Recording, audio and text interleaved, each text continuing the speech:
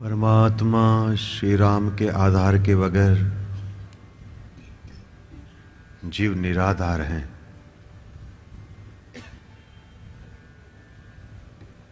उत्तम प्रकार की संगति पूर्ण पुरुषोत्तम परमात्मा की है।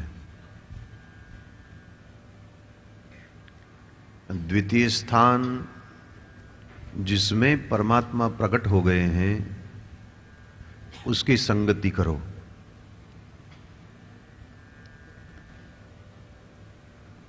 तीसरी शास्त्रों की संगति करो और चौथा स्थान तादृशी जीवों की संगति करना है। जैसी संगति वैसो संस्कार, जैसो संस्कार वैसो स्वभाव।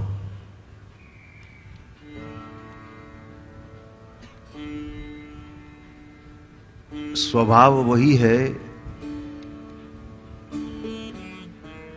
जिन आंखों से आप इस दुनिया को देखते हो। जगत सबको भिन्न भिन्न दिखता है। वस्तु तत्व भले एक हैं, तथापि किसी को अच्छा लगता है, किसी को बुरा लगता है।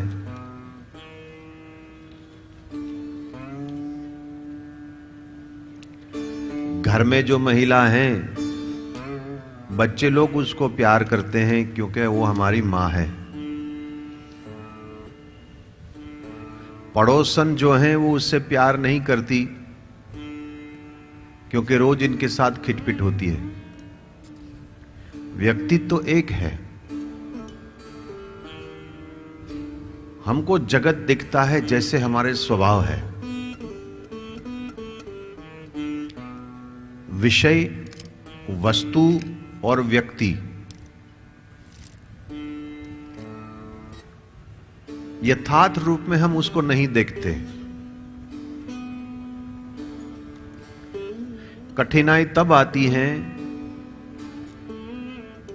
दुख तब होता है, क्रोध तब आता है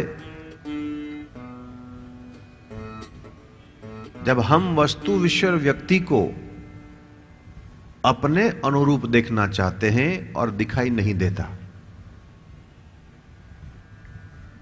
जड़ चेतन गुण दोषमय विश्व कीन कीर्तार। विधाता ने ये जगत को कहीं जड़ कहीं चेतन, किसी में गुण है, किसी में दोष है, किसी में ज्यादा है, किसी में कम है। ये सारी सृष्टि जिस प्रकार से उसने रचना करी है, इसमें न्यून अधिक तो सब में है। इस जगत में संपूर्ण अच्छा आदमी कोई नहीं है और संपूर्ण बुरा आदमी भी कोई नहीं है।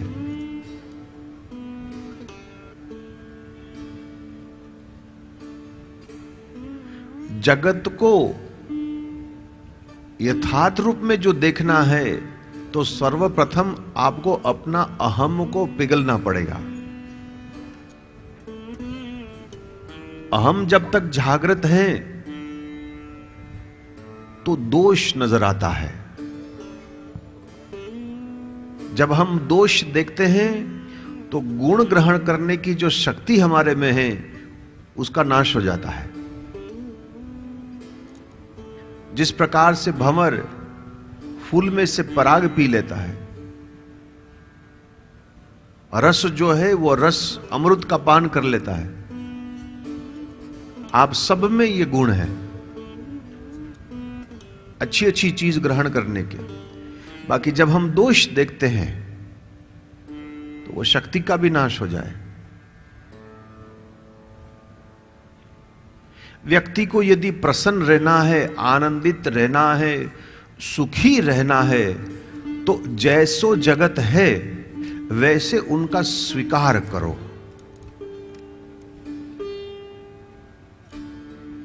कड़वा होना यह करेला का स्वभाव है। ये स्वीकार कर लो, इसको मीठा करने की चेष्टा न करो। यदि करेला मीठा होना था तो परमात्मा पहले से उनको मीठा बनाते।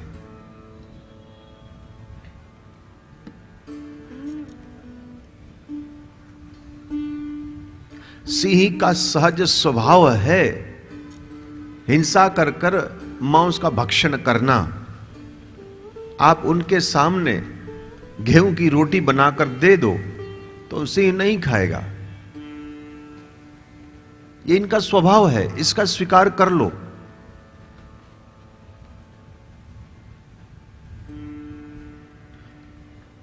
तो स्वभाव सुधरता है संगति से, बिना सुसंगति स्वभाव सुधरता नहीं है। सत्कार्य करने से तुम्हारा पुण्य बढ़ेगा, स्वभाव नहीं सुधरता। आज सोमवार के दिन शिव जी का अभिषेक करने से निस्संदेह तुम्हें पुण्य मिलेगा, तुम्हारा स्वभाव नहीं सुधरेगा। तुम्हारी संगति कैसी है इसकी प्रतिपल जांच करो। 4 प्रकार की संगति मैंने अभी बताई। उत्तम तो पूर्ण पुरुषोत्तम परमात्मा की है जो लक्ष्मण लाल जी को मिली है। संपूर्ण संगति राम की किसी को मिली हो तो वो लक्ष्मण जी की है, न सीता की है, न हनुमान की है, न दशरथ जी की है, न रावण की है, न भरत जी की है। लक्ष्मण जी ने परमात्मा का संग कभी नहीं छोड़ा। प्रागट्य से लेकर स्वधाम जाने तक लक्ष्मण जी साथ में ही है। लक्ष्मण माने जीव, ये आत्मा है, और राम माने परमात्मा। उपनिषद की शैली में आत्मा और परमात्मा दोनों ही साथ में हैं। परमात्मा कभी आत्मा को छोड़ता ही नहीं। एक ही हमारे जीवन में एक घटना घटे तो ही परमात्मा हमको छोड़ देते हैं, और वो है विषयों के पीछे, वासना के पीछे। जब जीव भटकता है तब परमात्मा उसको छोड़ देते हैं। जिपाद गोस्वामी जी ने प्रताप भानु का प्रसंग लिखा है। सुकर के पीछे मृगया, सुकर के पीछे हिंसा करने के लिए गयो, सेना पीछे रह गई। गाढ़ जंगल में जब आए तो गोस्वामी जी ने शब्द लिखा है, अति अकेल बन विपुल अकेलू। अति अकेल, अकेले नहीं, अति अकेला। उसने ये कहा कि प्रताप भानु बहुत अकेला हो गया। अरे आदमी जब अकेला है तो अकेला है, बहुत अकेला। आप कभी अकेले नहीं होते हो, आपके साथ परमात्मा है। बाकी परमात्मा भी जब आपको छोड़ दे तब आप बहुत अकेले हो गए। किसके पीछे गए? सुकर, भुंड के पीछे गया था। ये वासना है, विषयों है, इसके पीछे जब जीव जावे तो परमात्मा भी संग छोड़ देते हैं। दूसरे प्रकार की संगति बताई है जिसमें परमात्मा प्रकट भय, उसकी संगति करो। इस प्रकार की संगति सुग्रीव ने रामायण में करी है। सीताराम जी हनुमान जी के हृदय में प्रकट हो गए हैं, सुग्रीव ने हनुमान जी की संगति करी है। यह द्वितीय श्रेणी में आता है।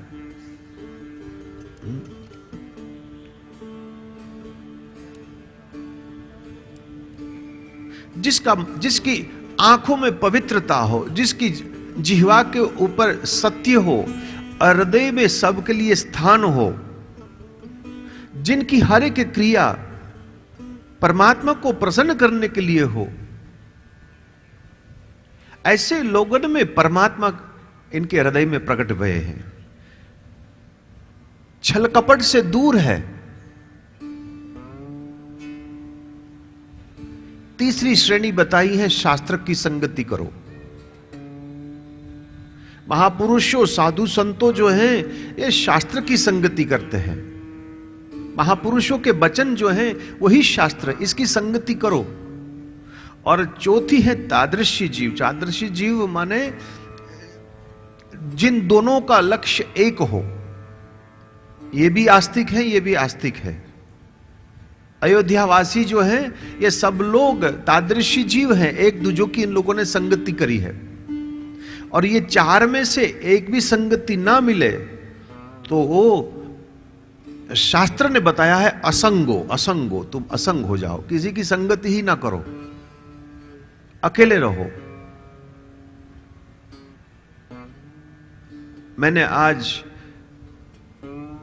2 श्लोक का जो उच्चारण किया है वो पद्म पुराण अंतर्गत उग्रश्रवा महाराज ने 88,000 ऋषियों को जो सुनाया था कि उत्तम प्रकार की संगति राघव संयाति महाजन स्पर्या।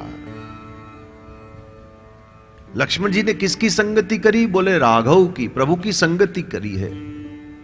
दीनम ते दे विशालोकंशे, या तो इस लोक में वो परमात्मा का जो अंश है उसकी संगति करनी चाहिए, बाकी इसने किसकी करी? बोले राघव की करी है।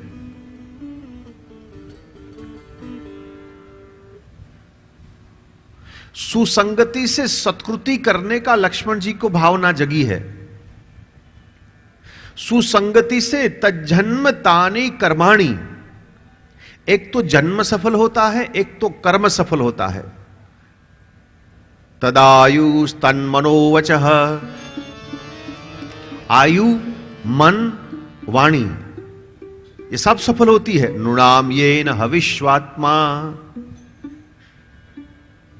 आत्मा के लिए ये सब की सफलता होती है। आत्मा के उद्धार के लिए कभी लापरवाह न करो मेरे प्रभु। समय के कोई धनवान नहीं है, कोई धनवान नहीं है यहां समय के, हम सब गरीब है। एक एक क्षण जो है वो हमें हमारी मृत्यु के निकट ले जा रही है। ये पंखेरु, ये प्राण पंखेरु चिड़िया कब उड़ जाए कोई कह नहीं सकता भाई। जन्म, कर्म, आयु, मन, वाणी, ये जो सफल होता है तो स्वभाव सुधरेगा आपका। भला पशु का मरणांतक स्वभाव नहीं सुधरता, पशु पशु ही रहता है। मानव कर्म योनि है तो वो चाहे तो स्वभाव को बदल सकता है, सुधार सकता है।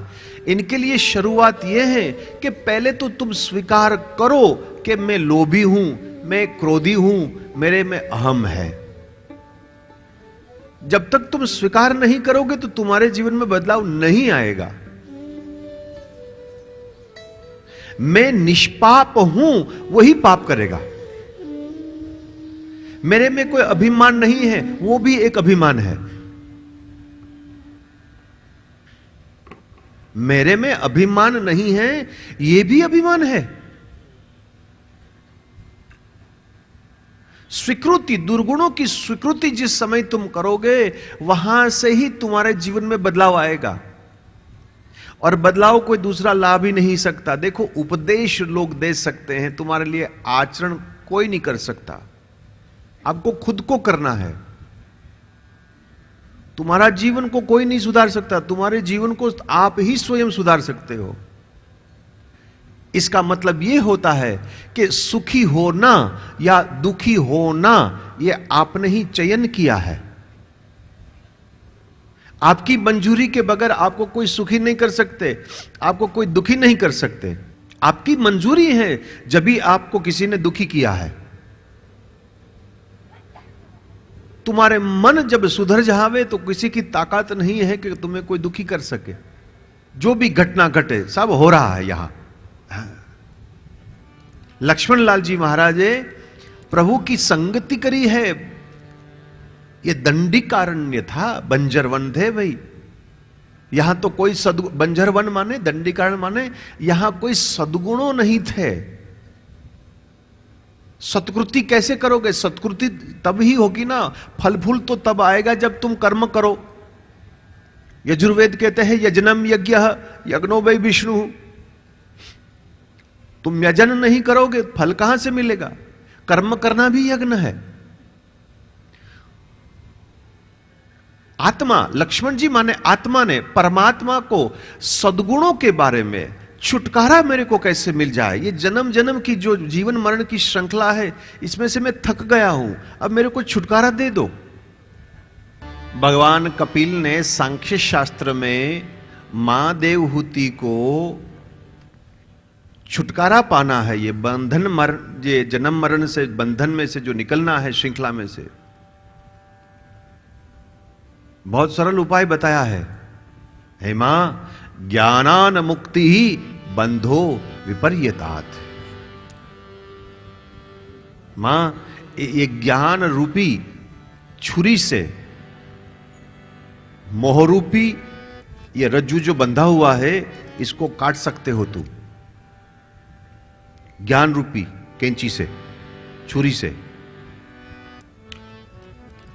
बाकी कई महात्माओं का ऐसे भी मत है कि जो गांठ खोल सकते हो उसको काटनी नहीं चाहिए, उसको काटनी नहीं चाहिए। किसी ने पूछा कि भाई बड़े लोभी हो, रस्सी को काट दे तो तुम्हें क्या तकलीफ है? बोले नहीं, रस्सी जो काट दो तो रस्सी फिर आगे काम में नहीं आएगी। रस्सी बच जाए तो कभी किसी और को बांधने में काम में आएगी ना।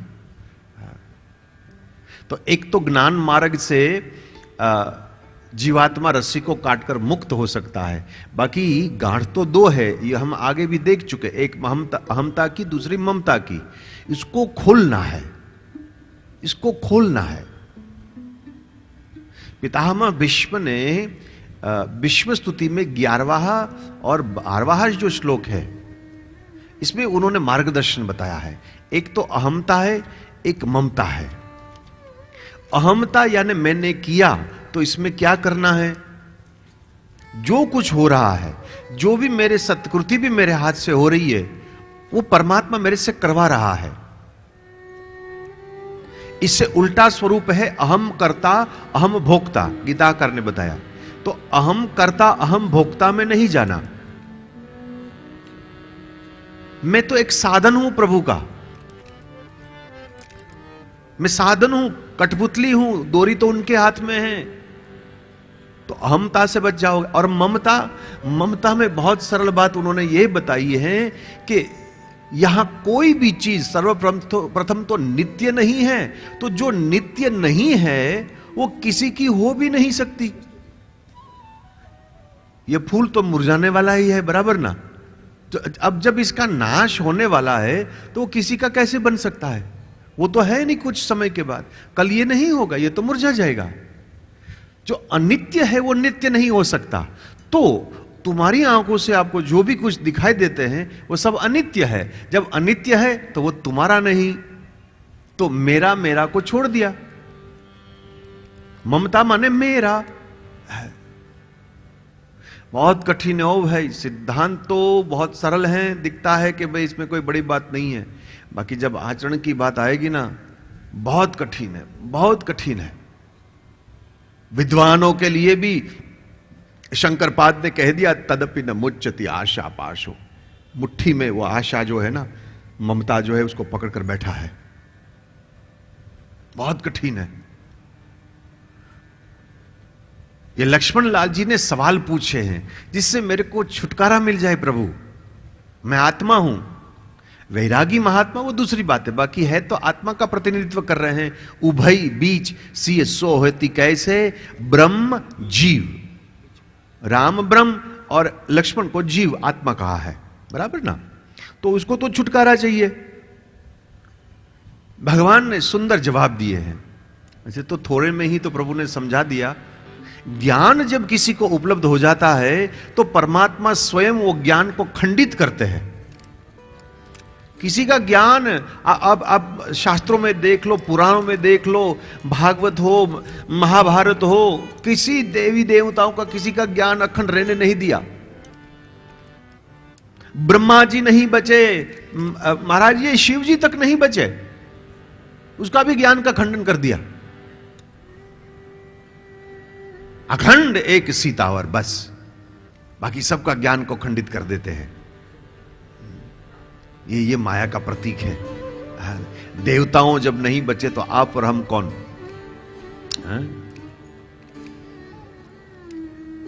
आइए अब लक्ष्मण लाल जी महाराज जो है ना,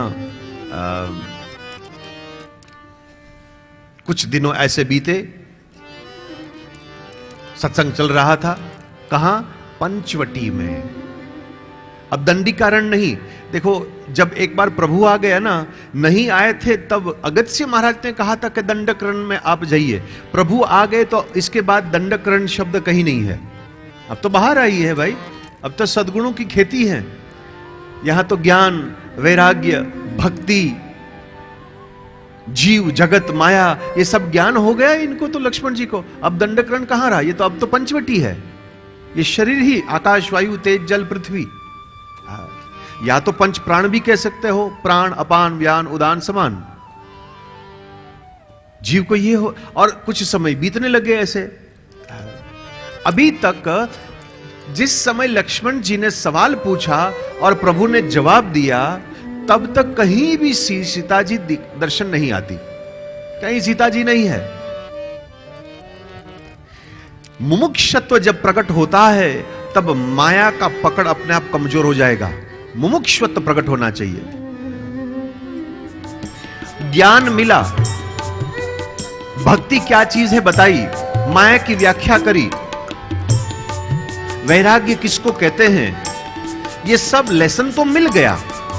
बाकी लेसन मिलने के बाद, सर्टिफिकेट मिल जाने के बाद भी यदि तुम सत्संग आगे न करो तो जो प्राप्त हुआ है वो भी बह जाएगा। तो ये चौपाई बड़े महत्व की है। कहत विराग ज्ञान गुण नीति। भगवान ने जवाब देने के बाद भी लक्ष्मण जी वहां से रुके नहीं। मतलब ये नहीं कि बस अब हो गया, अब छोड़ दो। योग मार्ग में जिस साधन से सिद्धि मिलती है ना, तो सिद्धि मिलने के बाद साधन को छोड़ देते हैं। जैसे आप गाड़ी में बैठकर यहां तक आए हो, पंडाल तक, तो वो साधन है। एक बार पंडाल तक पहुंच गए, फिर आपने गाड़ी बाहर छोड़ दी और आप अंदर चलकर आए, पंडाल आ गया, अब गाड़ी की क्या जरूरत है? तो जिस साधन से आपको यह पंडाल मिला, वो साधन को आपने छोड़ दिया। तो योग मार्ग में ऐसा होता है, भक्ति मार्ग में ऐसा नहीं है। भक्ति मार्ग में जिस साधन से सिद्धि मिलती है, तो सिद्धि मिलने के बाद भी साधन को छोड़ते नहीं। जिस जप, तप, व्रत, पाठ, पूजा, कीर्तन, इससे जो प्रभु मिला है, तो प्रभु मिल जावे तो इसका अर्थ यह नहीं कि अब छोड़ दो, नहीं, मिल जावे तो भी कंटिन्यू है, इसको छोड़ते नहीं हम। तो वही दिखाया ये पंचवटी में। सब मिलने के बाद भी कुछ समय ऐसे बीते, यही बीती गए कछुक दिन बीती। तो मतलब ये दिन बीते तो वो दिन में करते थे क्या? 13 तारीख को तो हम चले जाएंगे भाई यहां से, बराबर ना? 14 तारीख को क्या करोगे आप?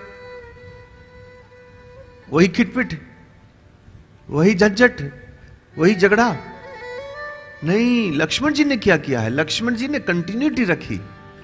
हाँ, ज्ञान के बारे में ऐसे कहते हैं कि तलवार को आप रोज न घिसो तो इसमें जंग लग जाता है, बराबर ना? इसको रोज घिसनी पड़ती है। तो ज्ञान भी ऐसा है, जो आपको मिला है, इसको रोज स्वाध्याय आप नहीं करोगे तो धीरे धीरे धीरे धीरे ये सब विस्मृति हो जाती है। हां, अब प्राज्ञ बन गए। हाँ, सोने की तलवार हो तो सोने की तलवार को घिसना नहीं पड़ता। जैसे आप बर्तन को रोज मांजते हो ना, रसोई करने के बाद बर्तन मांजते हो, जूठे बर्तन में आप रसोई नहीं करते। लेकिन सोने का पात्र जो हो तो वो कभी बिगड़ता ही नहीं है, इसको मांजने की कोई जरूरत नहीं है। तो जब तक आप सिद्ध नहीं हुए, अहम ब्रह्मास्मि तक नहीं पहुंचे, कृष्णो हम तक नहीं पहुंचे, तो ये कंटिन्यू रखना है, इसको छोड़ना नहीं है। हाँ, भगवान ने सोचा जरा मैं देखूं तो सही, मैंने सब समझाया तो है, अब इसके जीवन में कितना उतरा है। बुद्धि में ज्ञान रहे तो किस काम का भला? डॉक्टर बनने के बाद आप मरीज की सेवा न करो तो डॉक्टरेट सर्टिफिकेट का मतलब ही क्या है? तो जरा देखना तो है ना कि भाई तू जीवन में कितना उतारते हैं। तो प्रभु ने एक काम किया, अब आइए सुबह का समय है, श्री सीताराम जी अपनी कुटिया के पास जुगल सरकार आपस में कुछ चर्चा कर रहे थे, बैठ रहे थे, और गोस्वामी जी ने लक्ष्मण जी को थोड़ा दूर बिठाया है। वो हस्तक्षेप नहीं करते हैं? उनके लिए तो माता पिता है ना, तो बच्चे कोई माता पिता जो हैं इसमें आकर वो डिस्टर्ब नहीं करते। और गोस्वामी जी ने लक्ष्मण जी को दिखाया भी कैसे, बोले दूर बैठे बैठे अपने तीर जो थी, तीर की नोक को वो घिस रहे थे, तैयार कर रहे थे, ऐसे दिखाया। वो बेकार नहीं बैठे थे कि चलो आज छुट्टी का दिन है, कुछ करना नहीं है, बैठे रहो, नहीं, वो अपने अस्त्र शस्त्र की जो है उसको घिस रहे थे।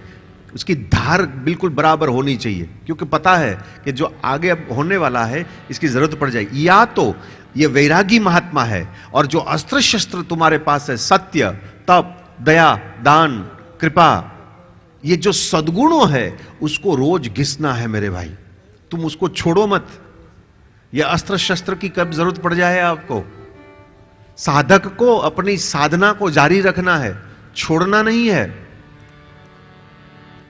जिस माला के ऊपर आप मंत्र फेरते हो वो मंत्र रोज होना चाहिए, मतलब अस्त्र शस्त्र को घिसते हो आप। हाँ, और शस्त्र शस्त्र पड़े रहे, जैसे जैसे कोई बंदूक को आप रोज साफ न करो, और कभी अचानक कोई जरूरत पड़ गई और आप बंदूक को उठाकर घोड़े को दबाओगे तो जंग लग गई वो, तो वो उठेगा नहीं, कुछ नहीं होगा, धड़ाका नहीं फूटेगा। तो इनको रोज साफ करनी पड़ती है। लक्ष्मण लाल जी संयम नियम है, तैयार है।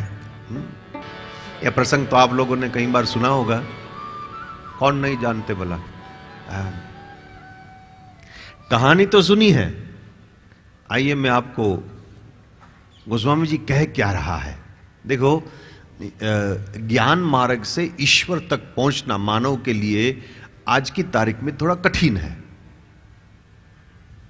तत्व ज्ञान से ब्रह्म तक पहुंचना, जहां हमारा खान पान का ठिकाना नहीं है, उठना बैठना कोई संयम जीवन में नहीं है, तो भला ब्रह्म तक कैसे पहुंचोगे।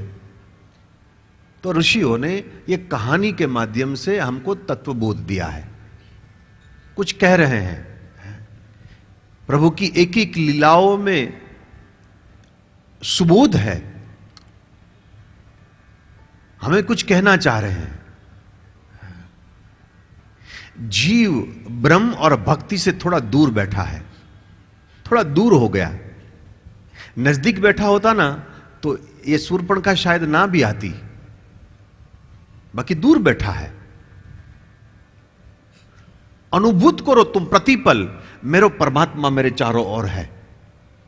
क्यों, ये जगत जो है ना एक संग्राम है, संग्राम है। और आज तो बाजार में आप जाओ और ईश्वर के समीप आपका मन न हो तो जो भी कुछ दिखाई देगा वो तुम्हारे मन के ऊपर प्रहार, हथौड़ा ही मार रहे हैं। मन को बिगाड़ने वाली चीज ही आपको नजर में आएगी। मन बिगड़े ना, इसीलिए सर्वदा सर्वभावेन भजनियो प्रजादीप, महाप्रभु जी की आज्ञा है। सर्वदा सर्वभावेन। लक्ष्मण जी के जीवन में यह शूर्पणखा आई क्योंकि वो दूर बैठे, नजदीक नहीं बैठे। सर्वभावेन, यह भी साथ में बताया है कि देखो आप जब पाठ पूजा करो, जप तप व्रत करो, कुछ भी करो, तो यदि इसमें तुम्हारा मन नहीं है, दिल नहीं है, तुम्हें आनंद नहीं आ रहा है, तो मत करियो, मत करिए ये। अब पड़ोसन जो है वो एकादशी कर रही है और मैं भी एकादशी करूं, इसलिए एकादशी ना करो। ये करो क्योंकि आपको करनी है, आपको आनंद आ रहा है आपको। और जिसको ये भाव है ना, तो वो कोई तिथि की इंतजार ही नहीं करेगा। 4 चीज के ऊपर उपवास करना है। एक तो उसी दिन एक चीज का त्याग करना है, और वो है झूठ। अब देखो माथा हिलाना शुरू हो गया कि ये अब पकड़ा गए, अब तो हाथ ऊंचा क्यों किया था। एक तो त्याग करना पड़ेगा, उपवास करो झूठ का। दूसरा उपवास क्रोध का, मैं क्रोध नहीं करूं उसी दिन। हाँ, उसी दिन मैं क्रोध नहीं करूं। कठिन है ना माई थोड़ा। हाँ। तीसरी बात किसी से भी कुछ लेना मत, हाथ ऐसा नहीं करना, बस किसी से कुछ मांगना नहीं।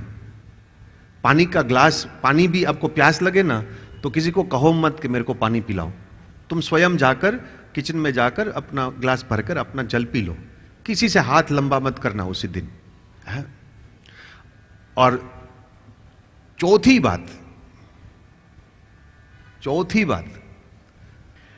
उसी दिन पूरा दिन आपको मौन रहना है। भूखा तो कोई भी रह सकता है, संयम पूर्वक खाना कठिन है। मौन व्रत तो कोई भी ले सकता है, बाकी कम बोलना, मीठा बोलना, शास्त्रोक्त बोलना यह कठिन है मेरे भाई। ये इस प्रकार की 4 चीज की परहेज रखोगे ना एकादशी के दिन, देखो जब सोने के लिए आप जाओगे ना उसी दिन बुधवार को रात को, तुम्हारा मन एकदम प्रसन्न होगा, एकदम प्रसन्न, गारंटी मैं दे रहा हूं। और जिस किसी को तुम मानते हो सके पूरा दिन अपना मन जो है ना उसको सौंप दो उसको मन।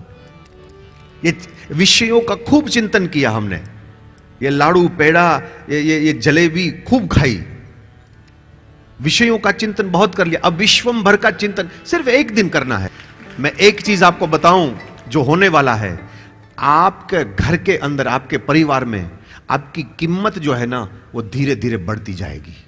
कि क्या हमको सास कौशल्या जैसी सास मिली मेरे को, वाकई में ये होने वाला है। यदि ये करोगे तो बाप ऐसे करेगा तो बेटा भी कहेगा कि दशरथ जैसा मेरे को बाप मिला है, अब मैं थोड़ा राम जैसा तो बनूं।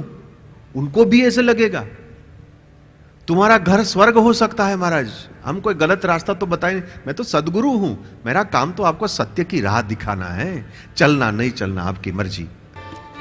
जन्म जन्म की इच्छाएं जो है, तीव्र इच्छा जो है वो आज वासना बनकर आई है। देखो आप जो कपड़े पहने हैं ना, वो कपड़े ताने और वाणे ऐसे ऐसे बनता है, बराबर ना, ताने वाणे ऐसे धागे होते हैं, इससे कपड़े बनते हैं, बराबर। अब कपड़े को बिखरना हो तो या तो ताना को हटा दो या वाणा को हटा दो, कपड़े अपने आप बिखर जाएगा। आपका जन्म का कारण क्या है? अब फिर कैसे आए, क्यों आए, इसका कारण क्या है? बोले ताना रूपी कर्म और वासना रूपी वाला। या तो कर्म को हटाओ या तो वासना को हटाओ, तो ये जीवन रूपी वस्त्र जो है वो बिखर जाएगा। बिखर जाना यानी मोक्ष मिलना, मुक्ति मिलेगा। या तो कर्म को हटाओ या वासना को हटाओ, दो में से एक धागा को हटाओ, वस्त्र बिखर जाएगा। बाकी गीता तो कहे कि कर्म से तो तुम च्युत नहीं हो सकते हैं, you can not abstain from action. कर्म से निवृत्ति आपकी नहीं हो सकती माई। तो दूसरा उपाय क्या है? बोले वासना को हटाओ, निर्वासन हो जाओ। वासना पहले समझो, किस किस वासना का भी प्रतीक होता है भला, कैटेगरी है। इनमें महापुरुषों ने एक तो सद्वासना बताई, असद्वासना बताई और मिश्र वासना बनाई। 3 प्रकार की होती। सद्वासना यानी भोगाने की, दूसरे के लिए करना, ये सद्वासना। दूसरे को रोटी खिलाना, दूसरे की सेवा करना, किसी को मलम पट्टी लगाना, गिरे हुए को उठाना, यह सद्वासना है। असद्वासना मेरा खाना, मेरे कपड़े, मेरा ही हो जाए, दुनिया का जो हुए मुझे क्या मतलब, यह असद वासना है। और मिश्र वासना में दोनों आ जाता है भाई। थोड़ा आदमी सेवा भी करता है, थोड़ा अपना भी करता है, ये दोनों करते हैं। तो महापुरुषों ने हमको यह समझाया है कि ये वासना को विशुद्ध करो, वासना को विशुद्ध करो। भावाद्वैत, द्रव्याद्वैत और क्रियाद्वैत। अद्वैत माने एक रस समझो। एक रस का अर्थ होता है, भगवान को श्रुति ने रसो वही सह कहा है, तो रस रूपी के लिए ही तुम्हारी क्रिया करो, रस रूपी के लिए ही तुम्हारा द्रव्य जो तुमने उपार्जन किया है उसका विनियोग करो। भाव भी जो है वो भी तुम्हारे इष्टदेव के प्रति तुम करो। ये तीनों क्रिया करने में कहीं भी बहिर्मुखता ना आ जाए। भावाद्वैत, द्रव्याद्वैत, क्रियाद्वैत। मेरी हर एक क्रिया जो है मेरे इष्ट देव को प्रसन्न करने के लिए है। मेरा कुछ भी भाव है, मेरे में जो मन में विचार आता है वो मेरे प्रभु कन्हैया के लिए ही है। और द्रव्य जो है, मेरे को जो भी कुछ दिया है, समय, शक्ति और संपत्ति, ये तीनों द्रव्य है। द्रव्य माने से रुपया नहीं होता हो भाई। हाँ, समय भी द्रव्य है, आपकी शक्ति भी जो है वो भी द्रव्य है, और पैसा तो द्रव्य है ही। वो तीनों चीज मेरे परमात्मा के लिए। बाकी ये करते वक्त बहिर्मुखता न हो जाए। बहिर्मुखता का अर्थ होता है एक तो असद आलाप, असत्य मेरे से भाषण बोलने में, ये कहते हैं। हमारे में बहिर्मुखता आती है वैष्णव संप्रदाय में। असमर्पित, ये दूसरी चीज है। मेरे पास कोई भी चीज आवे तो पहले कृष्णार्पणमस्तु, पहले प्रभु को मैं देऊं और वो प्रसाद मैं लेता हूं। असत्य नहीं बोलना, असमर्पित कोई चीज नहीं लेना। दुसंग, अपने आप को हमेशा पूछे कि मैं किसकी संगति में हूं, किसकी संगति में हूं। अच्छा, तो भागवत बहुत सुंदर है इस दृष्टांत में। मैंने आगे भी कहा पक्षपात नहीं है, इसमें बहुत सुंदर है बात आती है। आप देखो, जिन जिन लोगों ने जब जब कन्हैया के साथ संगति करी है ना, तो आनंद ही आनंद। और जैसे ही कृष्ण की संगति इन लोगों ने छोड़ी, तो देखो उनके जीवन में उपद्रव हुआ है। कोई कष्ट, कोई सुनामी आ गया, आशंका हुई है, नुकसान हुआ, बहुत कुछ होता है। ईश्वर से जब अलग हो जाते हो तो यह घटना घटती है। गोपान गोकुल रक्षायाम, नंद बाबा ने पहली बार कन्हैया को छोड़ा था। आपने तो भागवत सुनी है भाई, मैं कोई इसमें एक्सपर्ट नहीं हूं, बाकी थोड़ी बात हम समझते हैं। नंद बाबा कन्हैया को छोड़कर, गोकुल को छोड़कर, गोपान यानी बाकी ग्वालों को, गोकुल को छोड़कर वो मथुरा चले गए। गोकुल माने ये शरीर, गोकुल इंद्रिय समूह, इसमें कौन है? कृष्ण। कृष्ण यानी परमात्मा। आत्मा माने नंद बाबा। नंद बाबा ने अपना शरीर जो है वो कन्हैया को, परमात्मा को नहीं सौंपा, इंद्रियों को सौंपा। इंद्रियों माने बाकी ग्वालों को। तो हुआ क्या? बोले पीछे से पूतना आई, अघासुर आता है, बकासुर आता है, तृणाव्रत आता है, शक्तासुर आता है। ये हर एक समय में नंद बाबा गोकुल में नहीं है। तुम्हारी संगति को देखो, किसकी संग में तुम हो। हमारे जीवन में भी उपद्रव तब हुआ है जब हम ईश्वर से विमुख हो गए हैं। तुरंत याद करो। इसीलिए बार बार हर एक महापुरुषों ने यही कहा कि तुम जहां भी हो, जैसे भी हो, जब तक तुम हो। देखो, 2 दिन पहले हमने चर्चा करी थी, भक्ति शरीर का विषय नहीं है, तुम्हारी आत्मा और तुम्हारा मन का विषय है। इसका अर्थ होता है तुम जहां भी हो ये कर सकते हो। योग हर एक जगह पर नहीं कर सकते। एक जगह पर स्थिर बैठना है, शांत जगह होनी चाहिए। हर जगह पर कोई बस में बैठे बैठे समाधि में नहीं बैठ सकते आप। ट्रेन जब चल रही है तो समाधि में नहीं बैठ सकते आप। आओ, मैं आपको योग वशिष्ठ रावण में ले जा रहा हूं, जहां वासना तो हर एक जीव में है ही, चाहे कोई भी हो। क्योंकि मैंने बताया ना, वस्त्र तानावाना से बनता है, तो जो भी कोई शरीरधारी होगा तो या तो कर्म या वासना, नहीं तो शरीर ही नहीं बनता। बराबर। और यह जरूरी नहीं है कि असदवासना हो, सदवासना भी परिपूर्ण होती है। जैसे रामकृष्ण परमहंस देव की हो, या वल्लभाचार्य की हो, या शंकराचार्य की हो। भले कर्म नहीं, बाकी वासना है, वो सदवासना तो है। मीराबाई की वासना सदवासना है कि मेरे को भगवान को भजन करना है, ये भजन करने की वासना भी है। तो वासना हर एक चीज बुरी नहीं है, बाकी निर्वासनत्व जब तक नहीं हो मोक्ष नहीं मिलता। वशिष्ठ महाराज राघवेंद्र सरकार को समझा रहे हैं कि हे राघव, शुभ और अशुभ रूपी वासना की नदी सरती, वहंती, वहती है। शुभ अशुभ रूपी दो प्रकार की नदियां ये वासना की हर एक जीव में बहती हैं। बुद्ध पुरुष वही है जो प्रयत्न करता है कि ये दोनों को मोड़ देवे शुभ की ओर। बुद्ध पुरुष वही है, समझदार वही है जो वो वासना जो है उसको शुभ की ओर ले जाए। अर्थात कामना सब में है, बराबर ना। देखो मैं थोड़ी वो वाली भाषा जबान और वही दृष्टांत दे रहा हूं, कोई गलत ना समझे इसके बारे में। जैसे जैसे पुरुष के मन में कामना जगे तो वो स्त्री के पति हो, स्त्री की ओर इसके प्रति कामना जगी है, वासना जगी है औरत की प्रति, तो यह है जगत।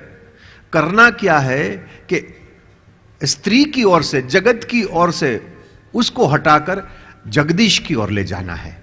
पुरुष को यह समझना है कि स्त्री सुंदर नहीं है, जिसने स्त्री को बनाई ही वो सुंदर है, अपना मन को उधर ले जाना है। यह करना बुद्ध पुरुष का काम। वशिष्ठ महाराज ने राघवेंद्र को उन्होंने यह समझाया है। बाकी वासना तो आने ही वाली है महाराज, ऐसा कोई नहीं है कि जिसमें नहीं आएगी। मिथ्याचार करने का क्या फायदा, जो है सो कह दो भाई हमारे में ऐसा है। असल में जब समाचार मिला था राघवेंद्र सरकार को कि दशरथ महाराज का अवसान हो गया, तो स्वाभाविक है अब नर का उसको लीला करनी थी, तो मानव की तरह वो रो रहे थे, उदासीन हो गए थे। तो ये चित्तवृत्ति जो प्रकट करी थी, उदासीनता जो आई थी, उसको दूर करने के लिए वशिष्ठ महाराज ने जो भी कुछ उपदेश दिया उसको कहते हैं योग वशिष्ठ रामायण, और कुछ नहीं है। इसमें राम ने भी सवाल पूछे हैं, वशिष्ठ महाराज ने जवाब दिया। ऐसा सुना है कि ठाकुर जी को गाजर का हलवा का भोग नहीं चढ़ाना चाहिए, क्या ये सत्य है? मैं तो खाता हूं।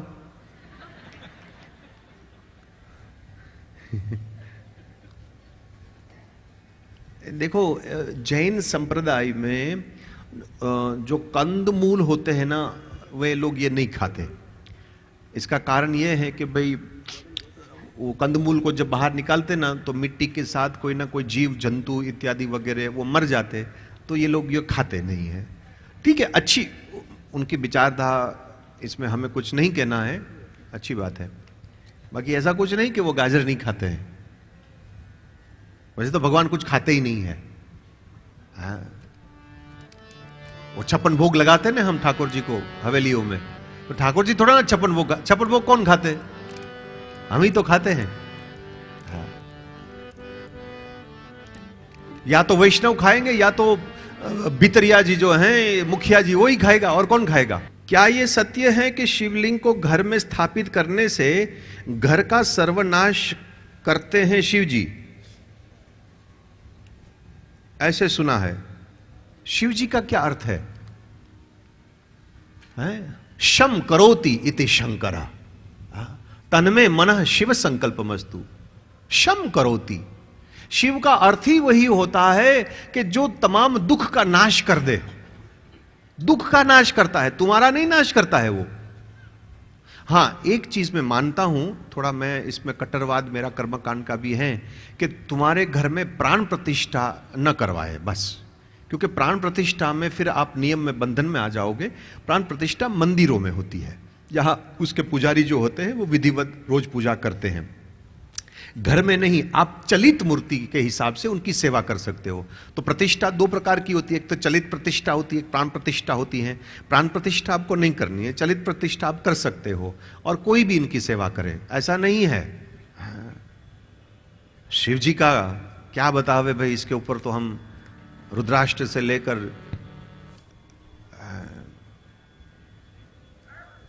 रावण ने जो लिखा था, क्या अद्भुत इस आदमी की बुद्धि, प्रकांड बुद्धि, उसी के ऊपर भी हम व्याख्या कर चुके हैं। शिव तांडव जो हैं, इसमें भी ऐसा तो कहीं जगह पर नहीं आया कि भाई किसी के घर में शिवलिंग हो तो घर बर्बाद हो जाता है। देव आपका घर क्यों बर्बाद करे? क्या मिलेगा? लड्डू मिलेगा? है? क्या आप और क्या क्या देव, वो क्यों किसी का बिगाड़े? वो तो तुम्हारा भलाई करने के लिए है। और शिव जी तो खास, वो उसका नाम ही कल्याण, शिव माने कल्याण ही होता है और कुछ नहीं है। बस चलित मूर्ति रखो, उनकी सेवा करो, कर सकते हो। सूपनखा, शुभ और अशुभ दोनों प्रकार की नदियां योग वशिष्ठ बता रहे हैं। है राघवेंद्र सरकार आती हैं। जीव को सिर्फ मोड़ना है, तोड़ना नहीं है। वासना को जीतने की क्षमता मानव में भी नहीं है। लोनावे में वहां तक कह देता हूं। तो तुम परमात्मा का सहारा लेकर वो वासना को मोड़ दो। जगत के प्रति है तो जगदीश की ओर ले जाओ।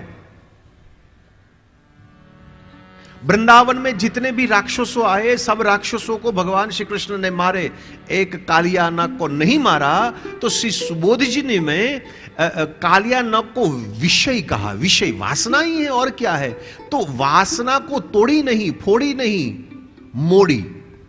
कहां गई? भगवान ने कालिया नाग को कहा कि तू सत्संग भवन में चले जाओ। यानी अब इंद्रियां जो हैं उसका विनियोग जो करना है, उसका सदुपयोग करना है सत्कार्य में, दुष्कार्य में नहीं। वासना तुम्हारा विनाश भी कर सकते हैं, तुम्हारा कल्याण भी कर सकते हैं। विषय बदल दो, दिशा बदल दो, मोड़ना सीख जाओ। दुर्गुणों के साथ लड़ो मत। नीति सूत्र तो कहते हैं बलवतः संधयेत। जो बलवान होता है इसके साथ संधि करनी चाहिए, इसके साथ विरोध न करो, तुम हार जाओगे। तो ये दुर्गुणों तो बहुत बलवान है साहब। काम, क्रोध, लोभ, ईर्ष्या, मद, मोह, इस कौन लड़ पाएगा? सुग्रीव ने कबूलात करी थी, अब सब जानते हैं। भगवान के सन्मुख उसने कह दिया, महाराज मैं क्या बताऊं, क्रोध से जिसकी जाति न जली हुई हो, नारी नयन जही सर न लागा, लोभ पास जही कर न बंधाया। महाराज मैं तो जीव हूं, मैं इसके साथ लड़ नहीं सका, वासना से मेरी युद्ध नहीं हुई। प्रलोभन से बचो। जो प्रलोभन से नहीं बचता वो पाप से भी नहीं बचेगा। इंद्रियों को तोड़ना नहीं है। आंख को फोड़ोगे, नाक को काटोगे, कान को काटोगे, जीभ को काटोगे, प्रभु की सेवा कैसे होगी? हनुमान जी ने सोच समझकर अपनी पूंछ को जलवाई थी। विभीषण ने रावण को यह कहा कि नीति विरोध न मारिए दूता। दूत को मृत्युदंड नहीं दिया जाता है। आन कछु दंड करिए गोसाई, इसको कुछ और दंड दो, मृत्युदंड नहीं दे सकते। तो हनुमान जी ने सोचा कि यह मूर्ख है रावण, तो कुछ भी काटेगा, नाक भी काटेगा, जीभ मेरी काटेगा, जीभ काटेगा तो मैं राम राम कैसे बोलूं, हाथ काटेगा प्रभु की सेवा कैसे करूं। जब भी उन्होंने प्रेरणा दी कि मेरी पूंछ जो है ना वो किसी की काम नहीं है, तू मेरी पूंछ को जला दे। इंद्रियों को तोड़ना नहीं है, मोड़ना है, जोड़ना है। बस योग वशिष्ठ में हमको यही बताया, बुद्ध पुरुष इसको सन्मार्ग की ओर ले जाए। तो साथ तुम्हें देने के लिए कुछ कुछ इशारा मैं करता हूं, आप भी कर पाओगे। देखो एक दिन में नहीं होगा, हो अभ्यास करना पड़ेगा। जिनको ये वासना को मोड़कर सत्कृति, सत्य, सद्गुणों और सर्वेश्वर की ओर ले जाना है, जीवन को सफल करना है, तो एक पहले तो अपना आत्मा का स्मरण बना रहे कि मैं कौन हूं। जब आपकी विस्मृति हो जाएगी कि खान पान जो उछल कूद करो और तो कुछ है नहीं, तो फिर तुम कर नहीं पाओ। आत्मा की स्मृति यानी मैं इस दुनिया में आया हूं, इसका केवल एक ही कारण है, मुझे मोक्ष प्राप्त करना है। यह आत्मा की स्मृति है, यह भूलो मत। आप यहां मकान को सजाने के लिए और दुकान को चलाने के लिए नहीं आए हो। बहुत लोग अपने मकान को बहुत सजाते हैं, बहुत सजाते रहते, बस रात दिन यही करते रहते हैं और 2 सेकंड में चले जाए आदमी, 2 सेकंड में। दुकान चलाने नहीं आए हैं आप साहब, इसका अर्थ यह नहीं कि आप न करें, लक्ष्य यह नहीं है। ये कबीर ने तो कह दिया कि ये मेला है, ये जगत एक बहुत बड़ा मेला है। और मेला उसको कहते हैं कि मेले में दुकानें बहुत होती हैं, बाकी दुकान में मेले में जो भी कुछ मिले वो सब खोटा और नकली होता है, असली माल नहीं मिलेगा। क्यों? क्योंकि मेला जो है ना बिखरने वाला है, और जिसने दुकान भी लगाई थी ना वो भी भाग जाएगा। तो तुमने जो माल लिया है और कहीं नकली चीज मिल गई तो तुम कहां खोजोगे उसको? इसीलिए मेले में कुछ खरीदना नहीं चाहिए। उड़ जाएगा हंस अकेला, जगदर्शन का मेला है। ये बहुत बड़ा मेला है। यहां खरीदो मत, खरीदो मत का अर्थ होता है ये दुकानें बनाते जा रहा है, तुम मकाने बनाते जा रहा है। आज बेटे की शादी है, पोते का जन्म होगा, फिर पोते की शादी करनी है, मेरे पास फुर्सत नहीं है। इस संसार का अंत ही नहीं है, ये मेले का अंत नहीं होगा महाराज। खरीदो मत, यहां कोई चीज स्थायी नहीं है। आत्मस्मरण पहले ये बना रहे। दूसरा, जब तुम्हें अपनी वासना को सत और ले जानी है तो आसक्ति मुक्त रहो। तुम्हारी आसक्ति किसी में भी न हो। आसक्ति तुम्हारे शरीर तक भी नहीं होनी चाहिए। ज्यादा साबुन घिसने से ये चमड़ी कोई गोरी नहीं होने वाली साहब। ज्यादा तुमने कीमते तुमने गहने पहने हैं तो कोई तुम ज्यादा सुंदर दिखने वाले नहीं हो। मर्यादा है, कपड़े पहनते, चित्रे पहन लेते, बस। ज्यादा इसको ध्यान मत दो। आकांक्षा रहित तुम्हारा जीवन होना चाहिए। तीसरा, यह वासन को सद्वासन करना है, मोक्ष प्राप्त करना है तो महाराज निरअहंकारी रहो। यहां जो कुछ हो रहा है मेरे परमात्मा मेरे लिए कर रहा है, और वो जो भी करता है मेरे लिए अच्छा ही करता है। बस जो कुछ हो रहा है, कुछ भी हो जाए, तुम प्रसन्न रहो। प्रसन्नता भी ताई एक बहुत बड़ी औषधि है, आपको पता है? नहीं तो आज लोग, मैं कल भी कोई मेरे पास सज्जन आया था, बोले डिप्रेशन आ जाता है, टेंशन है, डिप्रेशन है। काहे को डिप्रेशन में? कौन सा डिप्रेशन, कौन सा टेंशन लेकर तू घूम रहा है? रोटी मिले खा लो, नहीं मिले एकादशी हो गई, आज मस्ती में रहो बस।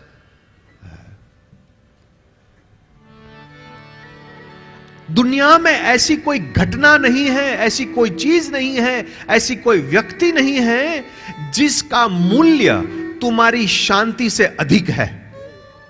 ये याद रखना। कोई भी घटना नहीं, कोई भी वस्तु नहीं, कोई ऐसी व्यक्ति नहीं है जिसका मूल्य तुम इसको कॉम्प्रोमाइज मत होने दो। तुम्हारी शांति कोई ले ले वे ऐसे कभी होने मत दो। तुम्हारी शांति तुम्हारे पास है, कोई उसका अपहरण ना करे। और आखिरी बात, आशा में रहो कि तुम सफल होंगे और वो तुम्हें जरूर मिलेगा, जरूर मिलेगा। ये तुम्हारे मन में दृढ़ संकल्प होना चाहिए कि मैं जो भी कुछ कर रहा हूं, कर रही हूं, वो मुझे मिलेगा। एकदम दृढ़ भरोसा तुम्हें होना चाहिए। शायर ने बहुत एक बड़ी बात बताई है। शायर ने, सूफी ने कहा है कि महाराज तू मिले न मिले, तेरी यादों के बिना जिंदगी अधूरी है मेरी। तेरी यादों के बिना जिंदगी है अधूरी मेरी। तू जो मिल जाए तो जिंदगी पूरी है मेरी। तू जो मिल जाए तो जिंदगी पूरी है मेरी। तेरे साथ जुड़ी है मेरी हर एक खुशियां, बाकी सबके साथ हंसना ये तो मेरी मजबूरी है महाराज। बाकी तू जो मिल जाए तो ये ही मेरी जिंदगी पूरी है। आशा में रहना, मिलेगा, जरूर मिलेगा, किसी न किसी रूप में जरूर मिलेगा आपको। हमने कल भी आपको कहा था कि परिवार के सदस्य में तुम्हें उनका दर्शन होना चाहिए। ये सुपर्णखा है, वासना आई है, कहां? पंचवटी में आई। तुम्हारी पंचवटी तुम्हारे जीवन में वासना आने ही वाली है। और वासना का कहीं रूप है भाई, बहुरूपिया है, वो कई रूप बदल सकती है, मायावी है। वही उसने किया। किसी ने गोस्वामी जी को पूछा होगा कि बाबा अभी तो आपने शूर्पणखा का इंट्रोडक्शन करवाया, उसका परिचय दिया और सीधा कह दिया कि दुष्ट हृदय दारुण जैसे अहीनी। ये कोई परिचय? किसी का इंट्रोडक्शन, आदमी बुरा भी हो ना तो हम ये नहीं कहते कि ये निकम्मा है, ये चोर है, ये ठग है, ये दुष्ट है। तो तुलसीदास जी जैसे संत को किसी को भी इस प्रकार से इंट्रोडक्शन करना, ये संगत नजर तो नहीं आता है, सुसंगत तो नहीं है। बाकी गोस्वामी जी शूर्पणखा कोई महिला का परिचय थोड़ा ना दे रहा है, वो तो वासना का परिचय दे रहा है। ये दुष्ट है, नचाएगी तुम्हें महाराज। और पंचवटी में आई, एक बार आपके जीवन में आई। महाराज श्री हमेशा कहते थे कि पुरुष के लिए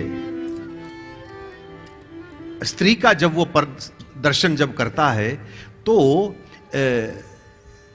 स्त्री के अंग में माया का निवास उनके बाल में होता है, ऐसे शास्त्र ने बताया है। चेहरे में नहीं है, बाकी कोई अंग में नहीं है, माया का निवास स्त्री के बालों में होता है।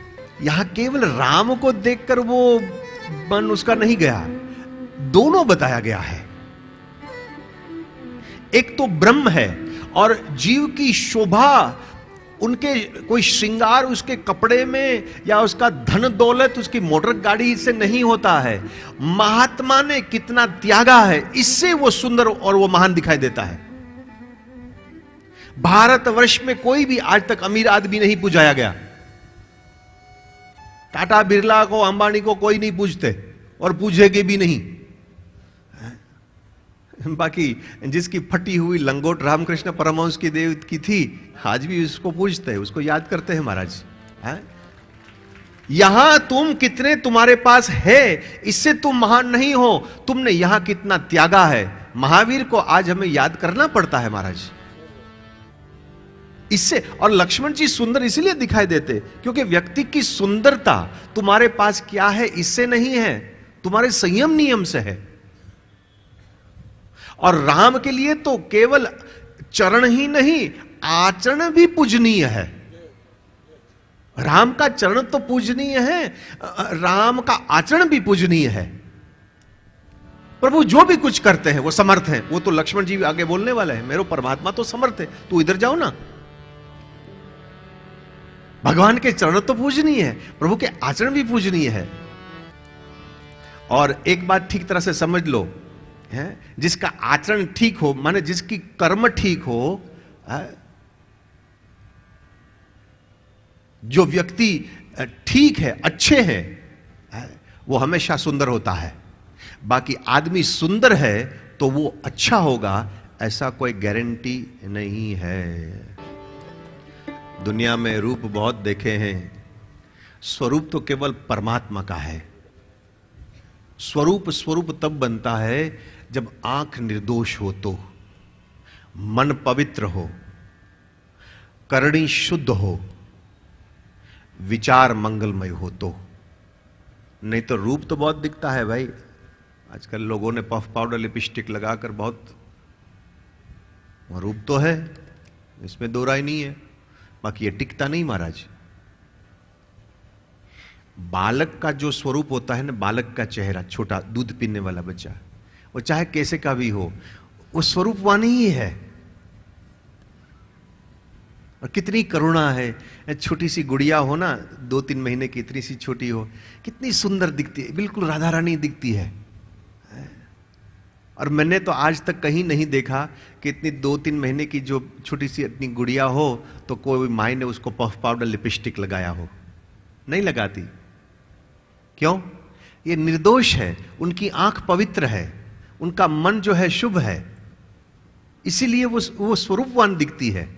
और कोई ऊपर की कोई जरूरत नहीं है। बाकी वो 2-3 महीने की बिटिया जब 20 साल की हो जाए तो बिना पफ पाउडर लिपस्टिक वो नहीं दिखती बराबर महाराज, और वो लगाना भी पड़ता है। क्यों? दोष आया है इसमें, तब रूपवान है, वो स्वरूपवान नहीं है। ठाकुर जी तो यहां भी अब तो जवान है तो भी स्वरूपवान है। जब हम शकुंतला अभिज्ञान जब हम दर्शन करते थे तो शकुंतला में भी तो कवि कालिदास ने ये बताया था, जरूर कवि कालिदास ने बताया है। शकुंतला को जब देखने के लिए आए थे, हाँ, और इनके साथ जो सखियां जब थी, उसकी सखियां मित्रवृंदन की, जब राजा को देखा तो जितनी सखियां थी वो अपने आप को इनके साथ बराबर करवा रही कि मैं इनके साथ खड़ी हूं तो मैं कैसी दिखूंगी। दिमाग में ये सब चलता तो रहता है महाराज। हाँ, गोस्वामी तो वहां तक कह दिया, भाई हो, पिता हो, पुत्र हो, ये नारी का सहज स्वभाव है महाराज। हाँ, पुरुष को वो ज्यादा वो नहीं है, कुछ उम्र के बाद तो वो होता ही नहीं, दिमाग में नहीं रहता है। हो ही बिकल और मन को रोक नहीं सकती, वहां तक बता दिया है। श्रृंगार शतक में तो क्या बतावे भाई, क्या क्या बात उसने लिखी है, वो प्रकट होने ही वाला। नीति कहती है यस्मिन जाते पुरुषो विषयान अनुभूय बधिरो अंध उन्मत एव जायते सकामः। ये मत समझना कि ये पुरुष के मन में ही उत्पन्न होता है, यहां भी होता है। ये कुदरत की लीला है भाई। दुनिया को उसको आगे बढ़ानी, दुनिया को उसको सस्टेन करना है, इसका नाश ना हो जाए। बाकी इसको देव कहा है, असुर नहीं कहा है। क्या होता है जब आदमी, इंसान के जीव में कामना होगी? बोले एक तो बहरा, बधिरा, दूसरा अंध, तीसरा उन्मत, भाव प्रकट हो जाती है, उन्मत्त हो जाता है, अंधा भी हो जाता है। कितने पुराणों में, कितने शास्त्र में, महाभारत में, सब जगह पर यह बताया कि जहां जहां आदमी कामना में डूबा है, इसकी हालत क्या हुई है, अनर्थ ही हुआ है। सिद्धांत इसमें से यह निकला कि जो जीव काम का मार खाए तो वो काम का मार नहीं, काल का भी मार खाएगा, काल का भी मार खाता है। भीष्म पितामह ने हमको यह समझाया कि जो काम का मार नहीं खाता वो काल का मार भी नहीं खाता। मृत्यु क्या बिगाड़ेगी भला इनका? कोई पिता ने आशीर्वाद दे दिया कि बेटा तू इच्छा मृत्यु हो जाओ, ऐसा नहीं है। मनों में कोई कामना, कोई इच्छा नहीं है, उनकी मति संसार में कहीं लगी नहीं। जिसकी मति संसार में नहीं लगती भगवान महाराज, काल उसका क्या बिगाड़े? कोई इच्छा नहीं है, बस कर्म की खातिर उसने कर्म किया। वो स्वयं बोले, हे द्वारकाधीश मेरा मन वितृष्णा, वितृष्णा, मेरे में कोई तृष्णा नहीं, कोई इच्छा नहीं, कोई काम नहीं है। बहुत कठिन है प्रभु, बहुत कठिन है। कामनाओं को सीमित करो। क्या क्या बिगाड़ सकता है तुम्हारा काल? क्या बिगाड़ेगा? श्रृंगार शतक में जब तक मनुष्य के मन के अंदर कामना नहीं आई तब तक कैसे कैसे वो सयाना होता है। और एक बार जब कामना इसके अंदर आ गई तो बड़े बड़े विद्वानों, बड़े बड़े पंडितों जो होते हैं, उनकी हालत क्या है। श्रृंगार शतक, वैसे तो भर्तृहरि महाराज ने 3 शतक लिखा है, एक श्रृंगार शतक, एक वैराग्य शतक, एक नीति शतक। एक महात्मा ने एक साथ में 3 लिखा है। जो राग की बात कर रहा है वो अचानक विराग की बात कर रहा है। राग की बात करने वाला विराग की बात, और विराग की बात तो तब कर पाओगे ना जब तुम्हें पता है कि राग क्या है। देखो, आवेश में कभी त्याग नहीं किया जाए, विवेक से त्याग करो। वस्तु विषय व्यक्ति का बिना सोचे समझ तुम त्याग करोगे तो वही चीज तुम्हारे मन में घर कर जाएगी। बाकी एक बार इसकी अनुभूति कर ली कि यह कढ़ी है, जितनी कढ़ी पीनी हो पी लो, खूब पी लो, और 1 मिनट ऐसी आएगी अब कढ़ी में मन नहीं जा रहा है, फिर त्याग दो। तुम्हें पता है कि किस चीज का मैंने त्याग किया है। नहीं तो बड़े बड़े पंडितों की हालत बेहाल हो जाती है। वैराग्य शतक तब लिखा जब उन्होंने श्रृंगार शतक के बारे में ज्ञान था। बिना श्रृंगार शतक तुम कैसे कर पाओगे भला? कामदेव का कहीं नाम है हो, ऐसे कहते कि उसके पास 5 तीर है जिससे वो सारी दुनिया को जीतते हैं। तो 5 तीर उनके पास है, इसीलिए पंचेशु 5 तीर वाला, या पंचसायक यानी 5 तीर जिसका साथ देता है, ये सब कामदेव का नाम है। तो जब तक कामदेव ने आपको तीर नहीं मारा तब तक पांडित्य क्या पांडित्य भी रहता है, गौरव भी रहता है, कुलीनता रहती है और विवेक भी रहेगा। भर्तृहरि महाराज श्रृंगार शतक में कहते हैं। बाकी एक बार उसने तीर मारा तो तुम्हारा पांडित्य, तुम्हारी कुलीनता, तुम्हारी बुद्धिमत्ता, तुम्हारा विवेक, तुम्हारा गौरव सब गया, और वो भी एक क्षण में जाता है। हमने कल जैमिनी महाराज को देखा ना, पूर्व मीमांसा कर्म मार्ग को दिखाने वाला, अथा तो कर्म जिज्ञासा प्रसिद्ध सूत्र है उसका। नहीं, ये भी फंस गए। कहां गया महाराज तुम्हारा पांडित्य, कहां गई तुम्हारी बुद्धि? ये तृष्णा जो है ना जीव को बेहाल कर देती है। तृष्णा है ये, और क्या, बेहाल कर देती है। तृष्णा त्रास देती है।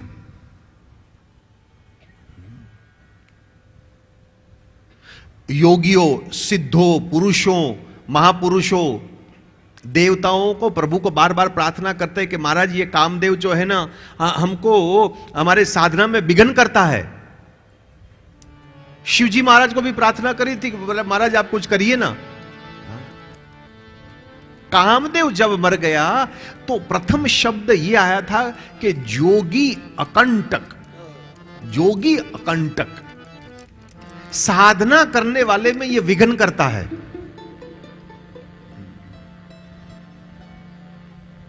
महाराज सुग्रीव ने, उसकी बात तो माननी पड़ेगी ओ भाई, कि नारी नयन जही सर न लागा। बहुत कठिन है हो, बहुत कठिन है, मैं आपको बताऊं। एक ही उपाय है, ये तृष्णा इस प्रकार से बचना हो तो तुम उनको याद करो।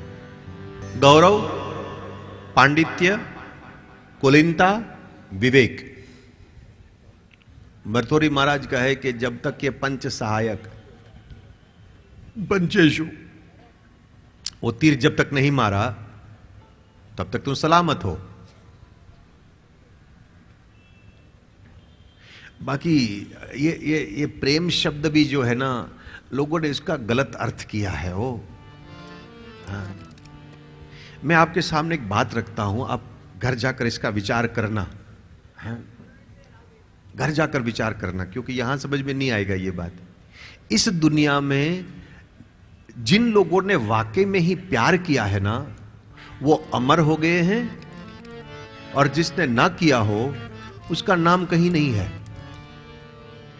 और जो लोग अमर हो गए, जिसने वाकई में ही प्रेम किया था, वो आपस में दोनों कभी मिले ही नहीं, और जो मिले हैं उसका नाम कहीं नहीं। लैला मजनू कभी मिले नहीं साहब, आपको पता है। और प्रेम की बात जब करनी हो ना तो इनका ही लेना पड़ता है। हीर रांझा को ले लो, ये दोनों मिले नहीं थे महाराज। हां, अशरीर प्रेम था, बाकी ये मिले नहीं थे। पाश्चात्य देश में चले जाओ, शेक्सपियर ने जिसके ऊपर नाटक लिखा था, रोमियो एंड जूलियट, जिन लोगों ने पढ़ी होगी वो नाटक उसको पता, वो दोनों भी मिले नहीं थे। तो जो मिले नहीं थे उन लोगों ने प्रेम किया और वो अमर हो गए, और ये पति पत्नी मिले और पता नहीं क्या किया है, बाकी आपका नाम तो कहीं इतिहास में नहीं आया महाराज। है तो भक्त और भगवान भी कहीं बार मिलते नहीं है। मीरा और गिरधर गोपाल का कभी मिलन नहीं हुआ, बाकी वो अमर तो है। राधा और कृष्ण नहीं मिले, ये भी हम आपको बता देते हैं। बाकी अशरीर प्रेम है, अकल्ट जिसको कहा जाता है। रास पंचाध्याय में श्रीधर स्वामी जी ने यही चर्चा करी है। अशरीर प्रेम है वहां। रास पंचाध्याय समझने के लिए गटर से ऊपर अपना मन को लाना पड़ेगा। गटर में मन होगा तो रास पंचाध्याय समझ में ना आवे। रस समूह है, वहां देहाध्यास था ही नहीं, वहां कोई गोपी नहीं है, वहां कोई कृष्ण नहीं है, वहां तो रस का समूह है बस। लास्य धातु में से रास शब्द, रस शब्द का प्रयोग किया गया है। ओतप्रोत होना, एक होना, तो प्रेम भी यही है, ओतप्रोत होना, एक होना। प्रेम उसी को ही कहते हैं महाराज, प्रेम उसी को कहते हैं जहां द्वैत न हो। जहां द्वैत है वहां आपको भय लगेगा। यदि कोई भी पति अपनी पत्नी से डरता है तो तुम्हें प्रेम नहीं है। और कहीं ऐसे पति होता है, ओ महाराज वो बाहर तो वो अपने आप को शेर समझता है, घर में आवे तो वो मुचुआ बन जाता है महाराज। हाँ, दफ्तर में घंटी बजावे तो 2-4 चपरासी खड़े हो जाते हैं, साहब हुक्म करो, क्या करे आपके लिए। और वो हुक्म भी देता है, ये लाओ, फाइल लाओ, पानी ले आओ, चाय ले आओ। और वही साहिब जब घर में आवे और किचन में से जब वो घंटी बजावे, साहिब खड़ा, हुक्म करो तीवा चालम।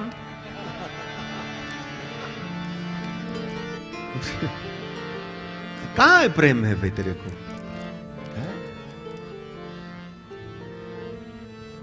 जहां भय है वहां प्रेम कैसे हो सकता है भला? प्रेम तो निर्भय कर देता है, प्रेम तो एकदम निर्भय कर देता है।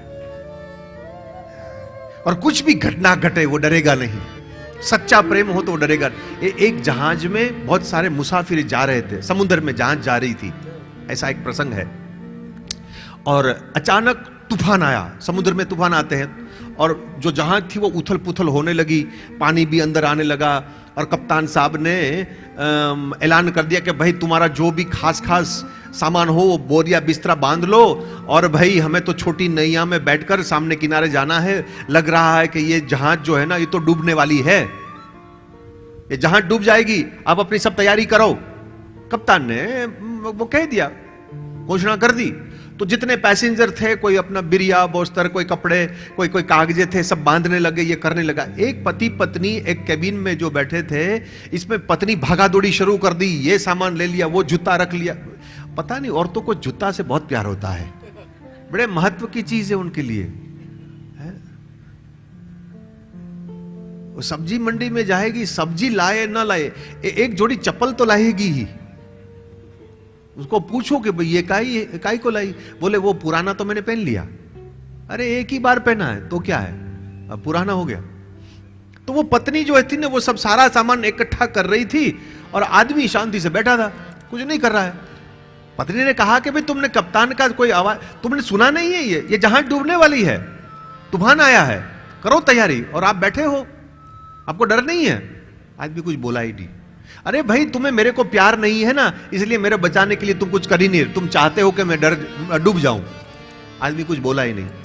अरे तुम पत्थर हो कि आदमी हो? सारी दुनिया सब अपनी तैयारी कर रहे हैं, तुम ऐसे बैठे हो। अचानक आदमी ने अपने जेब में से एक रिवॉल्वर निकाली और पत्नी के माथे पर रखी और कहा कि अभी तेरे को मार देता हूं, अभी खत्म कर दूं। माथे पर रखी बंदूक, अभी मारता हूं तेरे को। तो वो पत्नी हंसने लगी, पागल हो गए क्या? ये अनाउंसमेंट सुनकर तुम पागल हो गए क्या? मेरे को मारोगे? बोले ये एक गोली, अभी एक ये उंगली दबाई तो एक तरह प्राण गया। बोले तू मेरे को थोड़े नहीं मारने वाले, तुम मेरे को गोली मारोगे? बोले अभी मार दो, अभी खत्म कर दो तेरे को। अरे तुम मेरे को मार ही नहीं सकते। क्यों? बोले तुम तो मेरे पति हो, तुम तो मेरे को प्यार करते, तुम मेरे को थोड़े ना मारने वाले हो। आदमी ने रिवॉल्वर नीचे रख दी और कहा कि एक तुच्छ जीव के ऊपर तेरे को भरोसा है कि मैं तेरे को गोली मार दूंगा नहीं, तो मेरे परमात्मा ने तूफान रूपी है रिवॉल्वर जो रखी है वो मेरे को थोड़ा ना डुबाएगा। तो ये भरोसा नहीं है क्या? भरोसा नहीं है तेरे में? हाँ। जहां प्रेम है वहां निर्भयता होती है साहब, वहां भय नहीं होता, वहां डरता नहीं है। लोगों ने बदनाम कर दिया है। ये कामना जो है ना, रही हमारी आसक्ति, नारी जाति से भी कोई विरोध नहीं है। नहीं तो मानस में कई जगह जगह पर ऐसी बात लिखी है कि लोग कहते हैं कि गोस्वामी जी को भी नारी जाति से कोई तकलीफ है। नहीं, नारी जाति से तकलीफ नहीं है। साइणाचार्य ने व्याकरण के अंदर नारी की व्याख्या और काम की व्याख्या भी यही बताई है। नृणाम अरि इति नारी। अरि मनुष्य का दुश्मन जो है वो नारी, माने पुरुष का दुश्मन काम है, तो नारी का एक अर्थ काम भी हो सकता है। गोस्वामी जी को इनके साथ तकलीफ है, महिलाओं से कोई तकलीफ नहीं है भाई। भारत देश में तो महिला पूजा ही गई। भारत को छोड़कर कोई भी संस्कृति में, कोई भी देश में नारी पूजाए नहीं गई। इस देश में नारी जाति को, पत्नी को सिर्फ पत्नी नहीं, हम धर्म पत्नी कहते हैं, धर्म की ओर ले जाते हैं। हमारी भाषा में भी देखो, धर्म पत्नी, पाति इति पत्नी, और अंग्रेजी में इसको वाइफ कहा जाता है। वाइफ कहा जाता है। वाइफ का अर्थ समझते हो? एक साहित्यकार ने मेरे को बताया कि वाइफ का अर्थ बहुत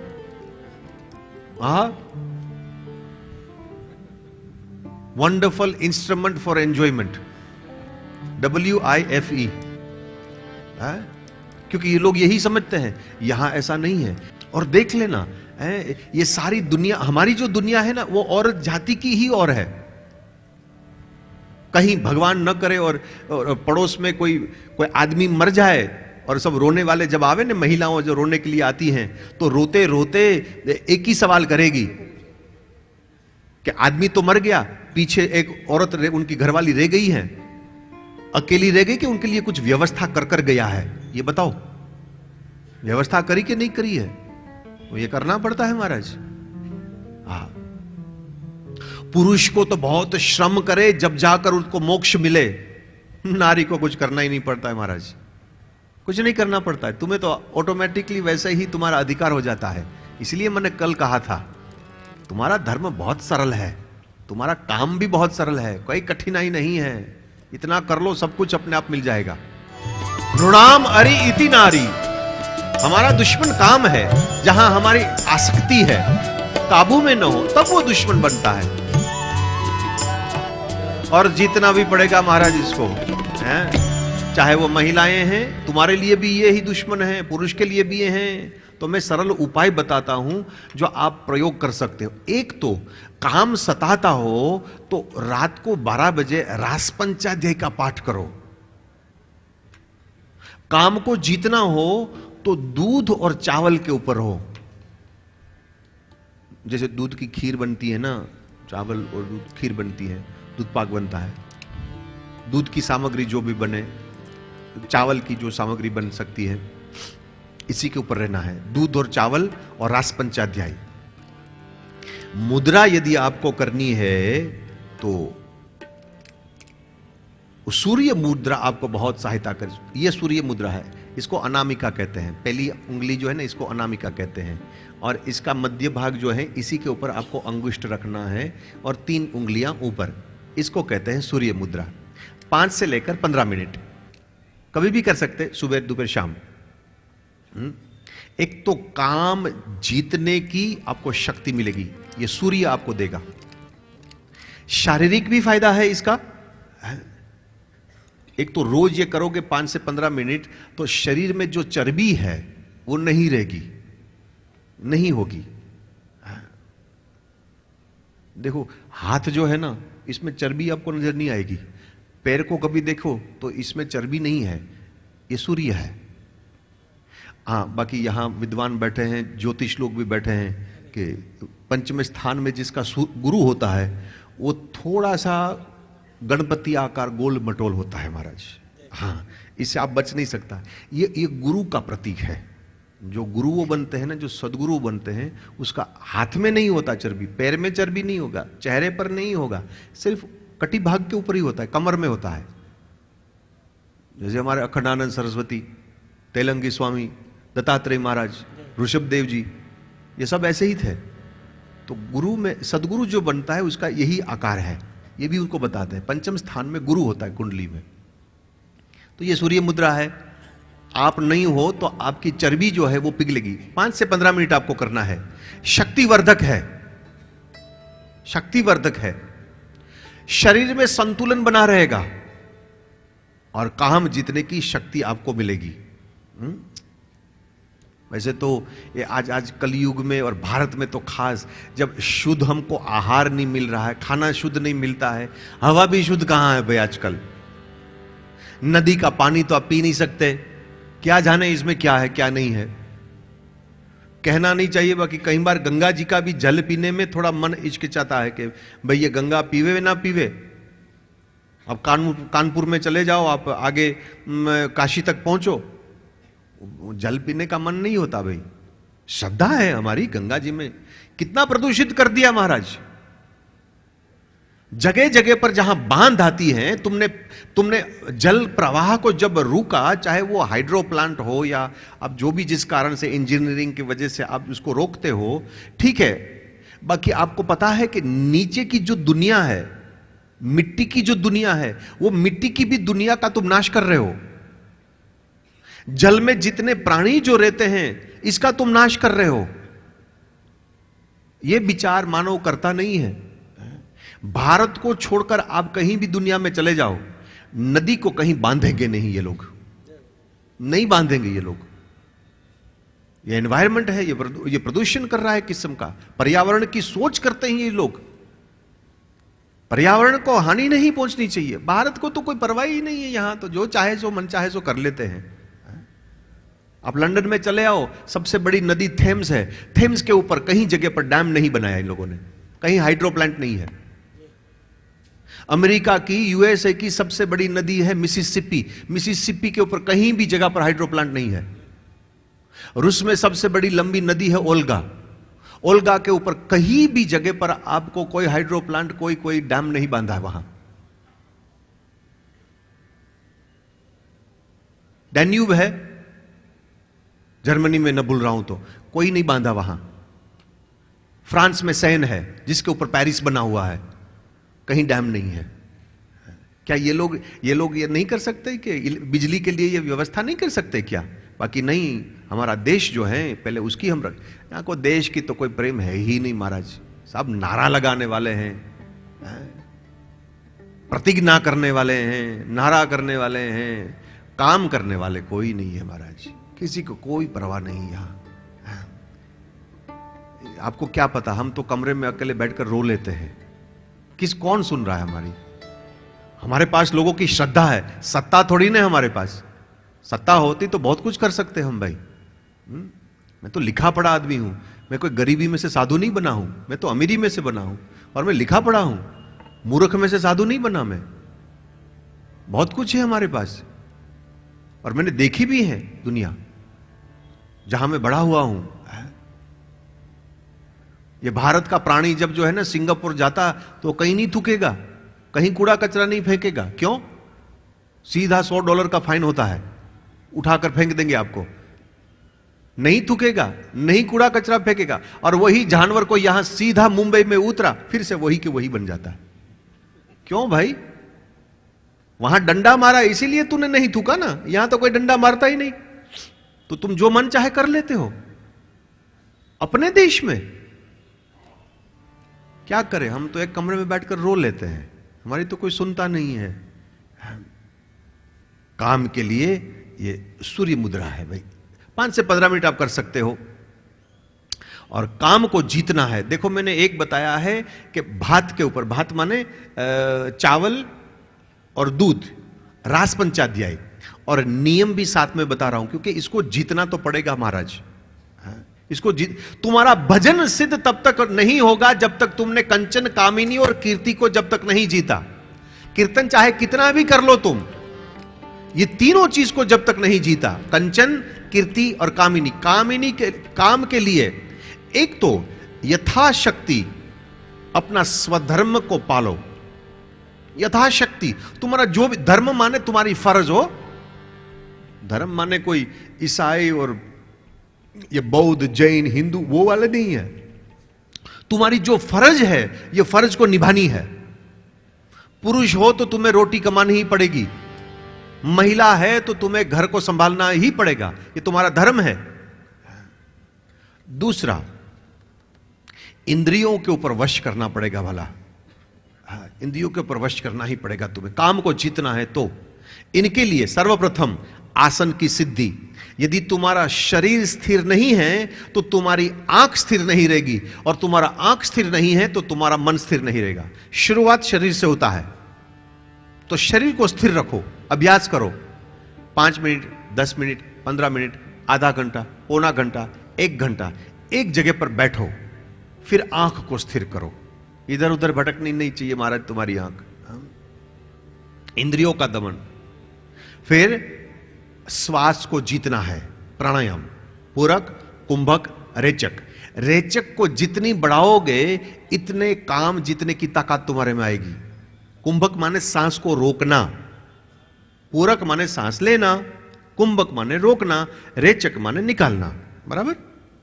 तो जितना सांस को रोकोगे इतना तुम काम पर जीतोगे।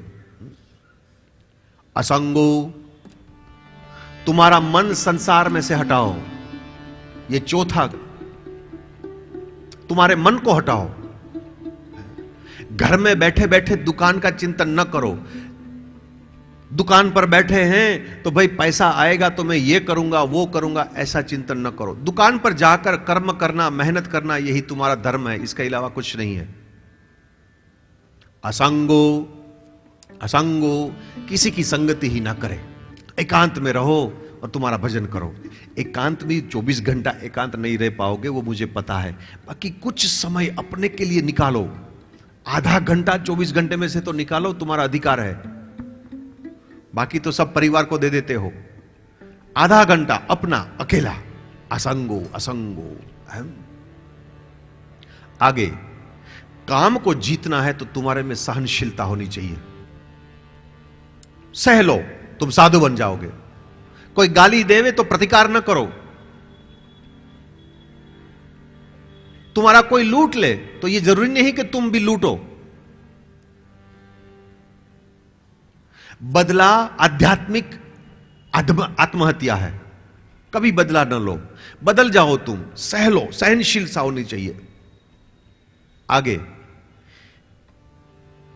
तुम संतोष रहो, बस तुम्हारे मन में कामनाओं को जीत सकोगे, कामदेव को जीत सकोगे, तुम संतोष रहो तो। थाली में 2 रोटी आवे तो तीसरी रोटी मत मांगो, 2 रोटी से पेट भर लो बस। कितना खाओगे? और अंतिम, काम को जीतना हो तो किसी से द्रोह न करो, किसी से द्रोह न करो, कोई भी हो।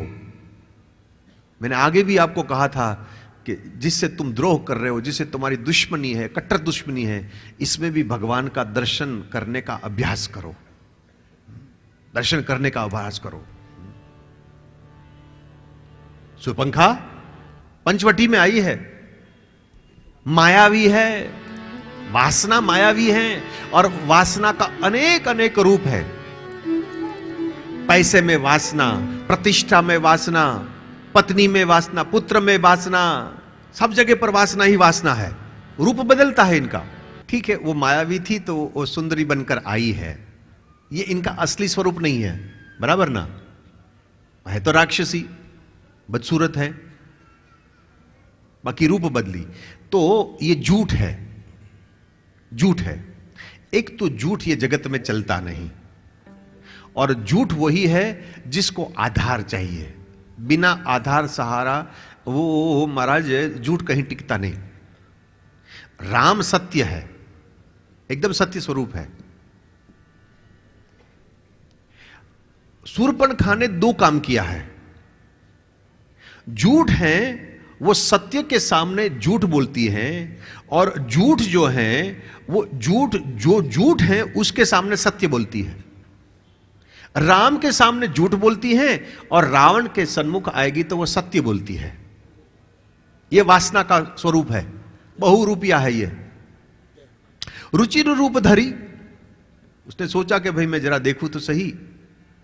एक तो इस जगत में असत्य टिकता नहीं, वो कहीं ना कहीं बाहर आएगा। तुम लाख कोशिश करो कि भाई मैंने झूठ बोल दिया और मैंने ये काम कर लिया, वो कहीं ना कहीं बाहर आता है। सत्य टिकता है, सत्य शाश्वत है, सत्य शाश्वत है। आकर उसने झूठ बोला कि देखो भाई, स्त्रीलोक के अंदर मेरे अनुरूप आज तक मेरे को कोई पुरुष नहीं मिला, इसीलिए मैं कुंवारी रही, मैंने शादी नहीं करी। मेरा मन तेरे को देखकर थोड़ा अच्छा लग रहा है, मुझे लग रहा है कि तू मेरे जैसा है, तो तू मेरे से ब्याह कर। बिल्कुल झूठ बोल रही है। रावण ने यह शूर्पणखा का पति देव का हत्या कर दी थी, तो असल में है विधवा। हाँ, भगवान ने 3 नारियों के साथ 3 अलग अलग सुलूक किया है। शूर्पणखा विधवा है, अहल्या सधवा है, और सीता जी अगवा है। तीनों के साथ अलग अलग व्यवहार किया। यह विधवा को दंड दिया, सधवा को शिक्षा दी, प्रसादी दी। अपनी धूली जो की थी वो प्रसादी शिक्षा की उसको दी, तो सधवा को प्रसादी दी, और अघवा सीता जी को श्रृंगार किया। अरण्य कांड में शुरुआत में आप देखोगे, वो हमने स्किप कर दिया, वो हम नहीं गए थे क्योंकि वो चित्रकूट का प्रसंग, हमने चित्रकूट को छुआ ही नहीं है। तो वहां भगवान ने अपने हाथों से फूलों लेकर माला बनाई और सीता जी को पहनाई और उसको श्रृंगार किया। तो एक विधवा है, एक सधवा है और एक अघवा है, तीनों के साथ अलग अलग व्यवहार प्रभु का। मैं कुंवारी रही, मेरे जैसा कोई पुरुष त्रैलोक्य में मेरे को मिला नहीं, और तू कुछ मेरे बराबर है, तू मेरे साथ शादी कर। अब कोई भी छोरी छोरा के पास जाकर कहे कि तू मेरे साथ शादी कर, तो वो आज भी समाज में ये शोभा नहीं है, हैं? अंग्रेजों में भी यही है, अंग्रेज में भी आज भी वो कोई छोरी जो है छोकरा को नहीं कहेगी, पुरुष स्त्री को कहता। हाँ, इन लोगों में एक प्रथा है, इनकी परंपरा है कि इन लोगों की जो भूगोल खगोल की गिनती के हिसाब से साल में 365 दिन होता है, हमारे में 360 दिन होता है, इसीलिए अधिक मास आता है। इन लोगों में अधिक मास नहीं आता है, इन लोगों में लीप ईयर आता है, 5 दिन ज्यादा है, इसीलिए हर 5वें साल में फरवरी में जो 28 दिन होता है वो 29 दिन हो जाता है, बराबर ना। 5 साल के बाद एक बार आता है जिसको वो लीप ईयर बोलते हैं, तो उनकी गिनती बराबर रहती है, नहीं तो गिनती बराबर नहीं होती। हमारे पास 360 दिन है, तो हमारे में 5 साल के बाद हमारे में अधिक मास आता है महाराज, तो एक अधिक हो गया जिसको हम पुरुषोत्तम मास कहते हैं, बाकी दोनों बराबर है। इन लोगों की प्रथा यह है कि 29 तारीख जब आती है, 5 साल में एक बार एक दिन आता है, जिस समय स्त्रियां पुरुष को कह सकती है कि तुम मेरे से शादी करो। बस ज्यादा से ज्यादा उपयोग इन लोगों ने अधिक मास का ये किया, और हमारे में जब अधिक मास आता है तो हम व्रत करते हैं महाराज। देखो इनकी संस्कृति और हमारी संस्कृति में कितना अंतर है। वहां 29 तारीख को जितनी औरतें कुंवारी हो वो सबको शूर्पणखा बनने का मौका मिलता है बस, और हमारे पुरुषोत्तम मास आवे क्या करे भाई। आप लोग करते हो, व्रत करते हो कि नहीं करते? पुरुषोत्तम पूरा महीना तक व्रत होता है वो। हाँ, हमारे कैलेंडर में तो बस व्रत ही व्रत आता है, श्रावण मास आता है, पुरुषोत्तम मास, महीना महीना आते हैं। अब तो आजकल के नौजवान छोकरे लोग ये व्रत नहीं करते हो भाई, ये श्रद्धा धीरे धीरे सब चला जा रहा है। हम तो आपसे प्रार्थना कर सकते हैं भाई, आप अपने बच्चे को संपत्ति दो, वो अच्छी बात है, बाकी संस्कार देना। संस्कार होगा तो तुम्हें वृद्धावस्था में तुम्हें शांति मिलेगी, नहीं तो सारी दुनिया रो रही है, आपको भी रोना पड़ेगा ताई। सारी दुनिया रो रही, जहां भी देखो बूढ़ा हो गया वृद्धाश्रम में छोड़ देते हैं। जैसे कि कोई गाय सूखी हो जाती और दूध ना देवे ना, तो गौशाला में छोड़ देते हैं। अब ये काम की नहीं है, ये सूखी गाय हो गई, तो ये बूढ़ा जब हो गया तो उसको छोड़ देते, वृद्धाश्रम में छोड़ देते हैं। कहीं तुम्हारी ये दशा ना हो जाए भाई। संस्कार देना, संपत्ति प्रयत्न से नहीं मिलती, प्रारब्ध से मिलती है। तुम छोड़ जाओगे पीछे तो ये कोई गारंटी नहीं है कि पैसा उनके पास हमेशा रहेगा। भाग्य में नहीं तो ये खत्म कर देगा भाई। नहीं दोगे और नसीब में है तो वो कहीं ना कहीं से वो उनकी प्राप्ति कर लेगा। तू काहे को चिंता कर रहा है? संस्कार दो, बच्चे को संस्कार दो। अधिक मास, झूठ बोली। अब देखो यहां आगे का प्रसंग जो है ना बहुत सुंदर है। भगवान ने 2 बार दृष्टि नहीं दी, दोनों अवतार में दृष्टि नहीं दी। एक तो वहां पूतना मौसी जब आई ना, तो श्री सुखदेव जी महाराज ने कह दिया कि भगवान ने पूतना को नहीं आंख ही नहीं दी उसको। चराचरात्मा सनिमीलित क्षण, चराचर के स्वामी भगवान श्री कृष्ण ने आंख बंद कर दी, इसके सामने न देखे। और यहां रामावतार में सीत ही चित ही कही प्रभु बात, भगवान ने सीता जी के सामने देखा और बात करी है, उनको तो दृष्टि भी नहीं देखी। अब सत्य है झूठ के सामने कैसे दे सकता है बदला? जो सत्यवान लोग हैं वो झूठे की संगति कर ही नहीं सकते महाराज। दुसंगः सर्वथैव त्याज्य, नारद जी का है। उसके सामने भी ना देखो महाराज। जिसका खान पान का भरोसा नहीं, वो क्या खाता है, क्या पीता है, क्या सोचता है, किसकी संगति में रहते हैं, तो महाराज इन लोगों की संगति ना करो। तुम्हें पता होना चाहिए कि ये क्या है। मैं जब फॉरेन में जब पढ़ते थे तो अंग्रेजी साहित्य का जब प्रसंग आते थे तो इसमें एक वर्ड्सवर्थ कर एक लेखक हो गया। अच्छी बात है, इस आदमी ने लिखी तो हमने भी उसके ऊपर थीसिस इत्यादि वगैरह लिखना था, तो कमेंट्री मैंने भी लिखी। तो वर्ड्सवर्थ ने एक बहुत अच्छी बात बताई कि भाई तुम जिस 5 आदमी की संगति रोज करते हो, आप मेरे को उसको दिखाओ, उसका नाम मेरे को दो, तो मैं आपको बता दूंगा कि आप कौन हो, आप कौन हो, आप कैसे हो। वो 5 आदमी से मेरे को पता चल जाता है किसकी संगति करते हो आप। ये मेरे को आपका नासिक का तो मुझे पता नहीं, बकर हमारे दिल्ली मुंबई में तो अभी आजकल बहुत बड़े बड़े मॉल होने लगे हैं ना, वो जिसके अंदर बहुत दुकानें होती हैं। और आपने कभी इसमें अंदर गए होंगे तो ये छोकरे जो तो होते हैं ना लफंगे लोग, ये 5-6 कपड़े का ठिकाना नहीं, बाल का ठिकाना नहीं, मुंह में बदबू आ रही है, ये सब लोग ऐसे कुत्ते की तरह, मोहल्ले की कुत्ते की तरह घूमता फिरता रहता है इसमें। समझ में नहीं आती कि ये जब बड़ा होगा तो ये करेगा क्या, ये क्या करेगा ये बड़ा होकर। बोलने का ठिकाना नहीं, खाने का ठिकाना नहीं, माँ बाप के साथ व्यवहार कैसे करना, पापा के साथ कैसे बैठना चाहिए, कैसे बोलना चाहिए, उसको कोई ज्ञान नहीं है। मैं तो अभी भी, वैसे तो अपने बारे में बोलना नहीं चाहिए, वो मूर्खता है, हमारे शास्त्र ने बताया। बाकी एक सिद्धांत के रूप में मैं बताता हूं। मैं तो आज भी मैं बाबूजी के पास जब बैठता हूं ना, तो वो जब तक मेरे को कहे नहीं तब तक मैं बोलता नहीं, वहां जाकर मैं बैठ जाता हूं। फिर वो पूछता है कैसे हो, क्या हुआ, क्या चल रहा है, तब मैं बोलता हूं। अभी भी मर्यादा है, वैसे वैसे हम नहीं बोलते उनके सामने। और आजकल के छोकरे, अरे बाबा पापा को लेक्चर देवे, पापा को लेक्चर देने वाले आजकल छोकरे हो गए। पापा तुम नहीं जानते, ये सब हम करने वाले हैं, हमको पता है, तुम बैठे रहो। नहीं, तुम्हारे बूढ़े बुजुर्गों का तुम ऐसे अनादर मत करो। क्या क्या किया तुम्हारे लिए इसने, तू लिखा पढ़ा है ना, है? तू लिखा पढ़ा कैसे हुआ तेरे को पता है? तेरी माँ जो है ना मोहल्लों में जाकर बर्तन साफ करती थी, 5 रुपया मिलता था, 6 रुपया मिलता था, और वो 5-6 रुपया बचा बचा कर तेरे को पढ़ाई का उन्होंने स्कूल फी दी है। जब जाकर आज तू कह रहा है कि अरे तुमको कुछ पता नहीं, मैं जानता हूं, भूल गया? किसी का कपड़े धोती थी, झाड़ू पोता करने जाती थी। तेरा बाप जो था ना, बोरियों उठा उठा कर इधर से उधर फेंकता था, रविवार को भी छुट्टी नहीं होती थी। मेरे को एक किसी ने एक बहुत अच्छी ईमेल भेजी और बाप के बारे में उसने बताया ना, इनमें मेरे को एक चीज मेरे को छू गई। मेरी जिंदगी में ऐसा नहीं हुआ, बाकी मेरे को बात बहुत अच्छी लगी।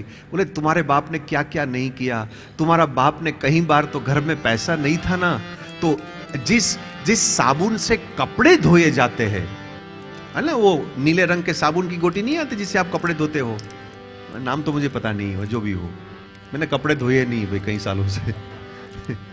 मुझे बहुत अच्छी बात लगी कि तेरे बाप ने क्या क्या तेरे लिए नहीं किया, कि जब पैसे घर में नहीं थे और अपने पर जब उसको खर्च नहीं करना था, तो जो कपड़े को धोने के साबु है, वो साबु से उन्होंने अपने गाल पर लगाकर दाढ़ी करी थी। है?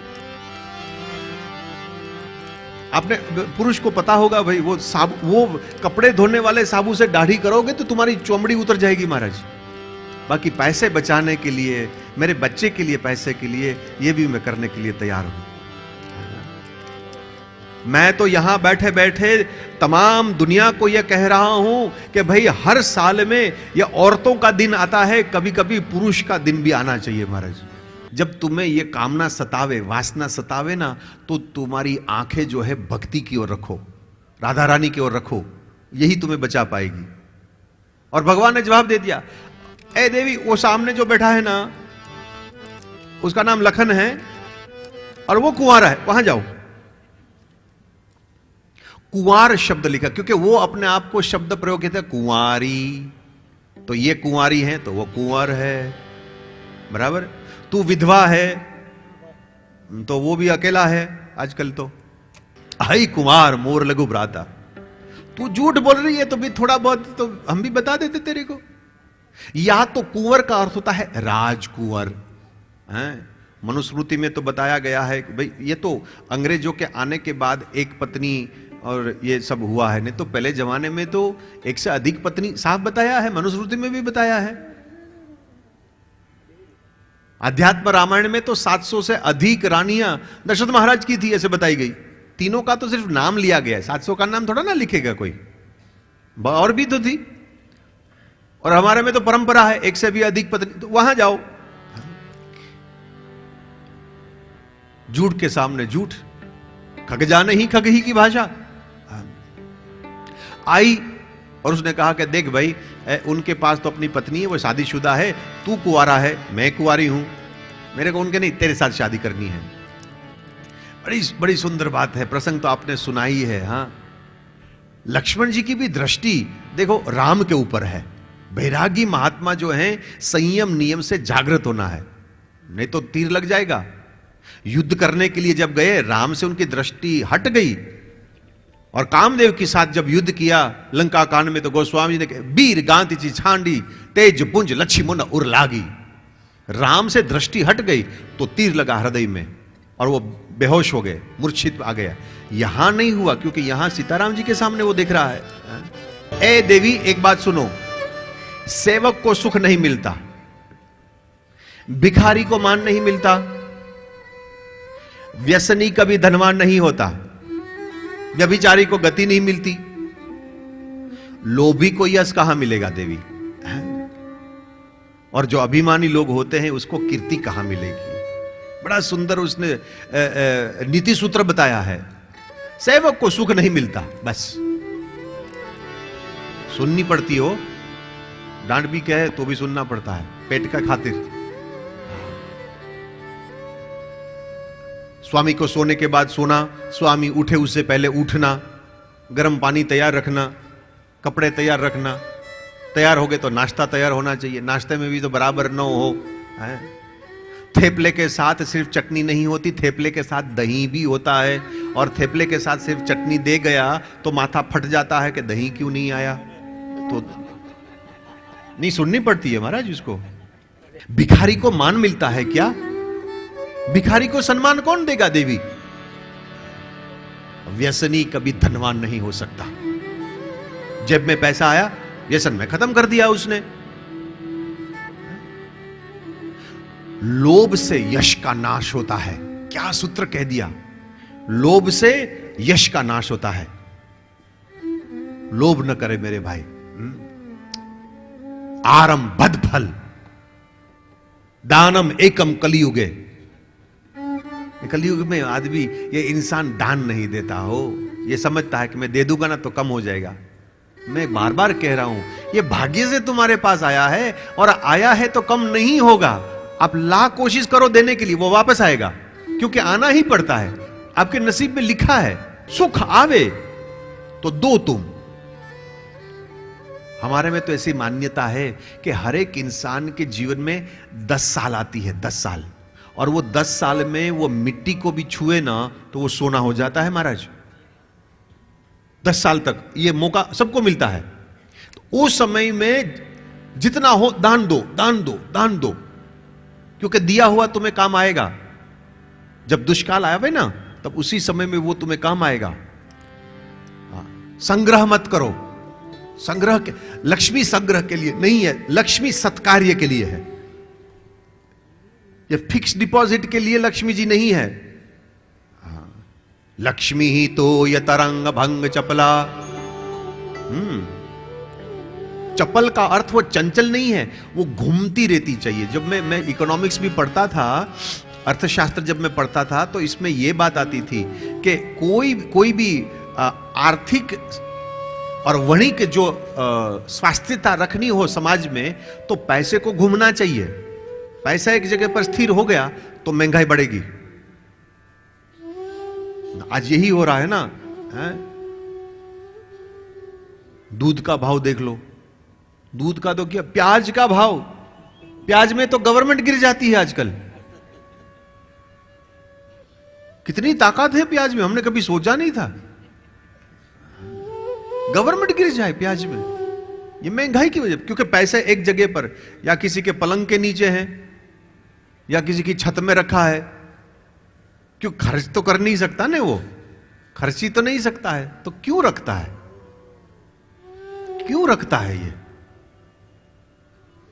बैंक में जमा नहीं कर सकते हो, मकान तुम खरीद नहीं सकते हो, गाड़ी तुम ले नहीं सकते हो, अच्छे कपड़े तुम पहन नहीं सकते हो, तो फिर तुमने ये जो नोटों जो रखी है, काहे को तुमने नोट रखी? ये तो तू समझाओ तो सही, मेरी अकल में नहीं आती ये बात। मैं अभी कहीं जगह पर था तो एक सज्जन ने हमको बताया कि भाई हमारे शहर में तो ये हम नहीं कर सकते। व्यापारी था, उसके पास गलत पैसा नहीं है, तो बोले पैसे बहुत है, बाकी ना गाड़ी खरीद सकते हैं ना अच्छे मकान में रह सकते हैं। क्यों? बोले ITO वाला आकर परेशान करता है और इतना दो, इतना दो, इतना दो, तो पैसे हैं बाकी हम कर नहीं सकते। मैंने कहा मेरे को दे देना, मैं गाड़ी खरीद लूं, हेलीकॉप्टर ले लूंगा मैं, तो ताकत नहीं ITO वाले आकर हमसे पूछे क्या कर लोगे तू, उठाकर मेरे को ले जाएगा क्या? भारी पड़ूंगा मैं तेरे पास, ले जाएगा मेरे को तो। हाँ नहीं, ये इतिहास है हो भाई। आज तक जिसने हमको हाथ लगाया है वो बेचारा पलंग के ऊपर 6 महीने तक पड़ा रहता है, सड़ जाता है। अग्नि हूं, छूना मत मेरे को। हाँ, लोभी को पैसा कहां से आएगा महाराज? जैसे आकाश को दूहने की कोशिश करो तो आकाश में से दूध थोला ना निकलेगा। तो हे देवी, मेरे से ब्याह करोगे तो तुम्हें सुख, वहां जाओ ना, वो तो स्वामी है, महाराज है, मालिक है। लक्ष्मण कहा, अरे लक्ष्मण कहा तो ही सो बरही, जो तृण तोरी लाज परे हर, जो तृण तोरी लाज परिहर। राम के पास जाओ, ये स्वामी है, मालिक है, राजा है, वो सब कुछ कर सकता है, समर्थ है, उसको दोष नहीं लगता है। आई राम के पास, बोले नहीं वो तो नौकर है, मैं नौकर के साथ, तू मालिक है, मैं तेरे साथ करूं। राम ने कहा कि अभी जवान छोकरा है, तुमने ऐसी प्रस्तावना रखी, वो थोड़ा ना मान जाएगा, उसको मनाओ, उसको राजी करो, ऐसे वैसे थोड़ा ना मान जाएगा। क्या करूं, कैसे मनाऊं? अरे भाई थोड़ा गरम गरम समोसा खिलाओ, चाय पिलाओ, राजी कर दे। पुरुष को राजी करने का सीधा तरीका उनका पेट है, आपको पता है। अच्छा अच्छा खिलाओ, आदमी मस्त रहता है बस। हाँ, नहीं तो सूखे बाजरे की रोटी तो रोज मिलती है साहब। सूखे बाजरे की रोटी और दही तो रोज खाना होता है। वहां जाओ, इधर उधर 2-4 बार घुमाई। गोस्वामी जी का है, लक्ष्मण जी ने कटाक्ष किया कि तेरे साथ तो वही ब्याह करेगा जिनमें कोई लज्जा नहीं है, कोई मर्यादा नहीं है, वही तेरे को ब्याह करेगा। और इधर उधर घुमाई तो स्वामी जी का है कि ये सह नहीं सकी, वासना है, स्थिरता तो थी ही नहीं, वो अस्थिर है। नकली बनकर आई थी, रूप धारण कर आई थी, कब तक रहेगा? भयंकर रूप धारण किया उसने। तब खिसियानी राम पई गई, तब खिसियानी राम पई गई। भयंकर प्रगटत भई, रूप भयंकर प्रगटत भई। गुस्से में आकर अपना भयंकर रूप धारण कर कर राम की ओर उसने गति करी। क्या मैं इसको खत्म कर दूं? अब तो ये सह नहीं सकी, मूल रूप में धारण कर कर आई है। झूठ चलता ही नहीं इस दुनिया में, सत्य ही चलता है। झूठ को बाहर आना ही पड़ता है। भयंकर रूप धारण किया। हमारे साहित्यकारों ने कह दिया, तारों के तेज में चांद छुपे नहीं, सूरज छुपे नहीं, बादल छायो। तारों के तेज में चांद छुपे नहीं, सूरज छुपे नहीं, बादल छायो। वीर पड़े रजपूत छुपे न, दातार छुपे नहीं, मांग न आयो। चंचल नारी को नैन छुपे नहीं, बीज छुपे नहीं, पीठ दिखायो। लंका है सुन शाह कबर, कर्म छुपे न बबूत लगायो। कर्म छुपे न बबूत लगायो, कर्म छुपे न बबूत लगायो। राकापति षोडश होई, तारा गण समुदाय, सकल गिरि न दवलाइए, बाकी रवि बिनु रात न जाए। आई भयंकर रूप में। सीता जी जब तक बैठी है तब तक मेरे को स्थान नहीं मिलेगा। उसको मारने के लिए जहां आगे दसी, भगवान राम ने 4 उंगलियां से लक्ष्मण जी को इशारा कर दिया, लखन संभाल ले। लक्ष्मण जी ने शूर्पणखा को आवाज दी, अरे देवी इधर आओ, इधर आओ, मेरे पास आओ। शूर्पणखा ने ये समझी कि मेरा ये भयंकर रूप देखकर अभी भय में आकर शायद वो मेरी मात मांग लेंगे। और जैसे ही नजदीक आई, गोस्वामी जी कहे, लक्ष्मण अति लांघव सो नाक कान बिनु कीन, ताके कर रावण का मनो चुनौती दी। नाक और कान कांपे हैं। 4 उंगलियों का अर्थ 4 वेद भी हो सकता है कि वेद की मर्यादा की रक्षा तेरे को रखनी है। लखन संभाल ले। नाक का अर्थ होता है इज्जत। हमारी भाषा में नाक का अर्थ होता है इज्जत। वासना तू है, वासना को तूने नियंत्रित नहीं रखी तो तेरे में कोई इज्जत नहीं है, तो तेरा नाक तो काटेगा ही काटेगा भला। ये नवरात्रि जब आती है ना, शारदीय नवरात्रि, चैत्र मास वाली नहीं, शारदीय, वास्तव में इसमें भावना यह है कि जन्म जन्म की वासना हमारी जो है युगों युगों तक घूमती रही है, अनेक चीजों में जो गई है, उसको मां भगवती के साथ एक जगह पर नियंत्रित कर कर निर्वासन होना है। नवरात्रि होती है द्रव्य शक्ति, ज्ञान शक्ति, क्रिया शक्ति। मां लक्ष्मी, मां सरस्वती और मां काली, ये तीनों होती है। तो ये तीनों का उपासना एक देवी के लिए 3 यानी कुल मिलाकर 9 दिन होता है। 9 दिन तक मेरी जन्म जन्म की अनेक अनेक जगह पर भटकती हुई ये वासना मां की जो शक्ति है इसके साथ में सम्मिलित मैं कर दूं तो मैं निर्वासन कैसे हो जाऊं। इसीलिए ये नवरात्रि होती है। बोलो रामचंद्र भगवान की जय, हनुमान जी महाराज की जय, सदगुरु देव की जय। जय जय सीताराम।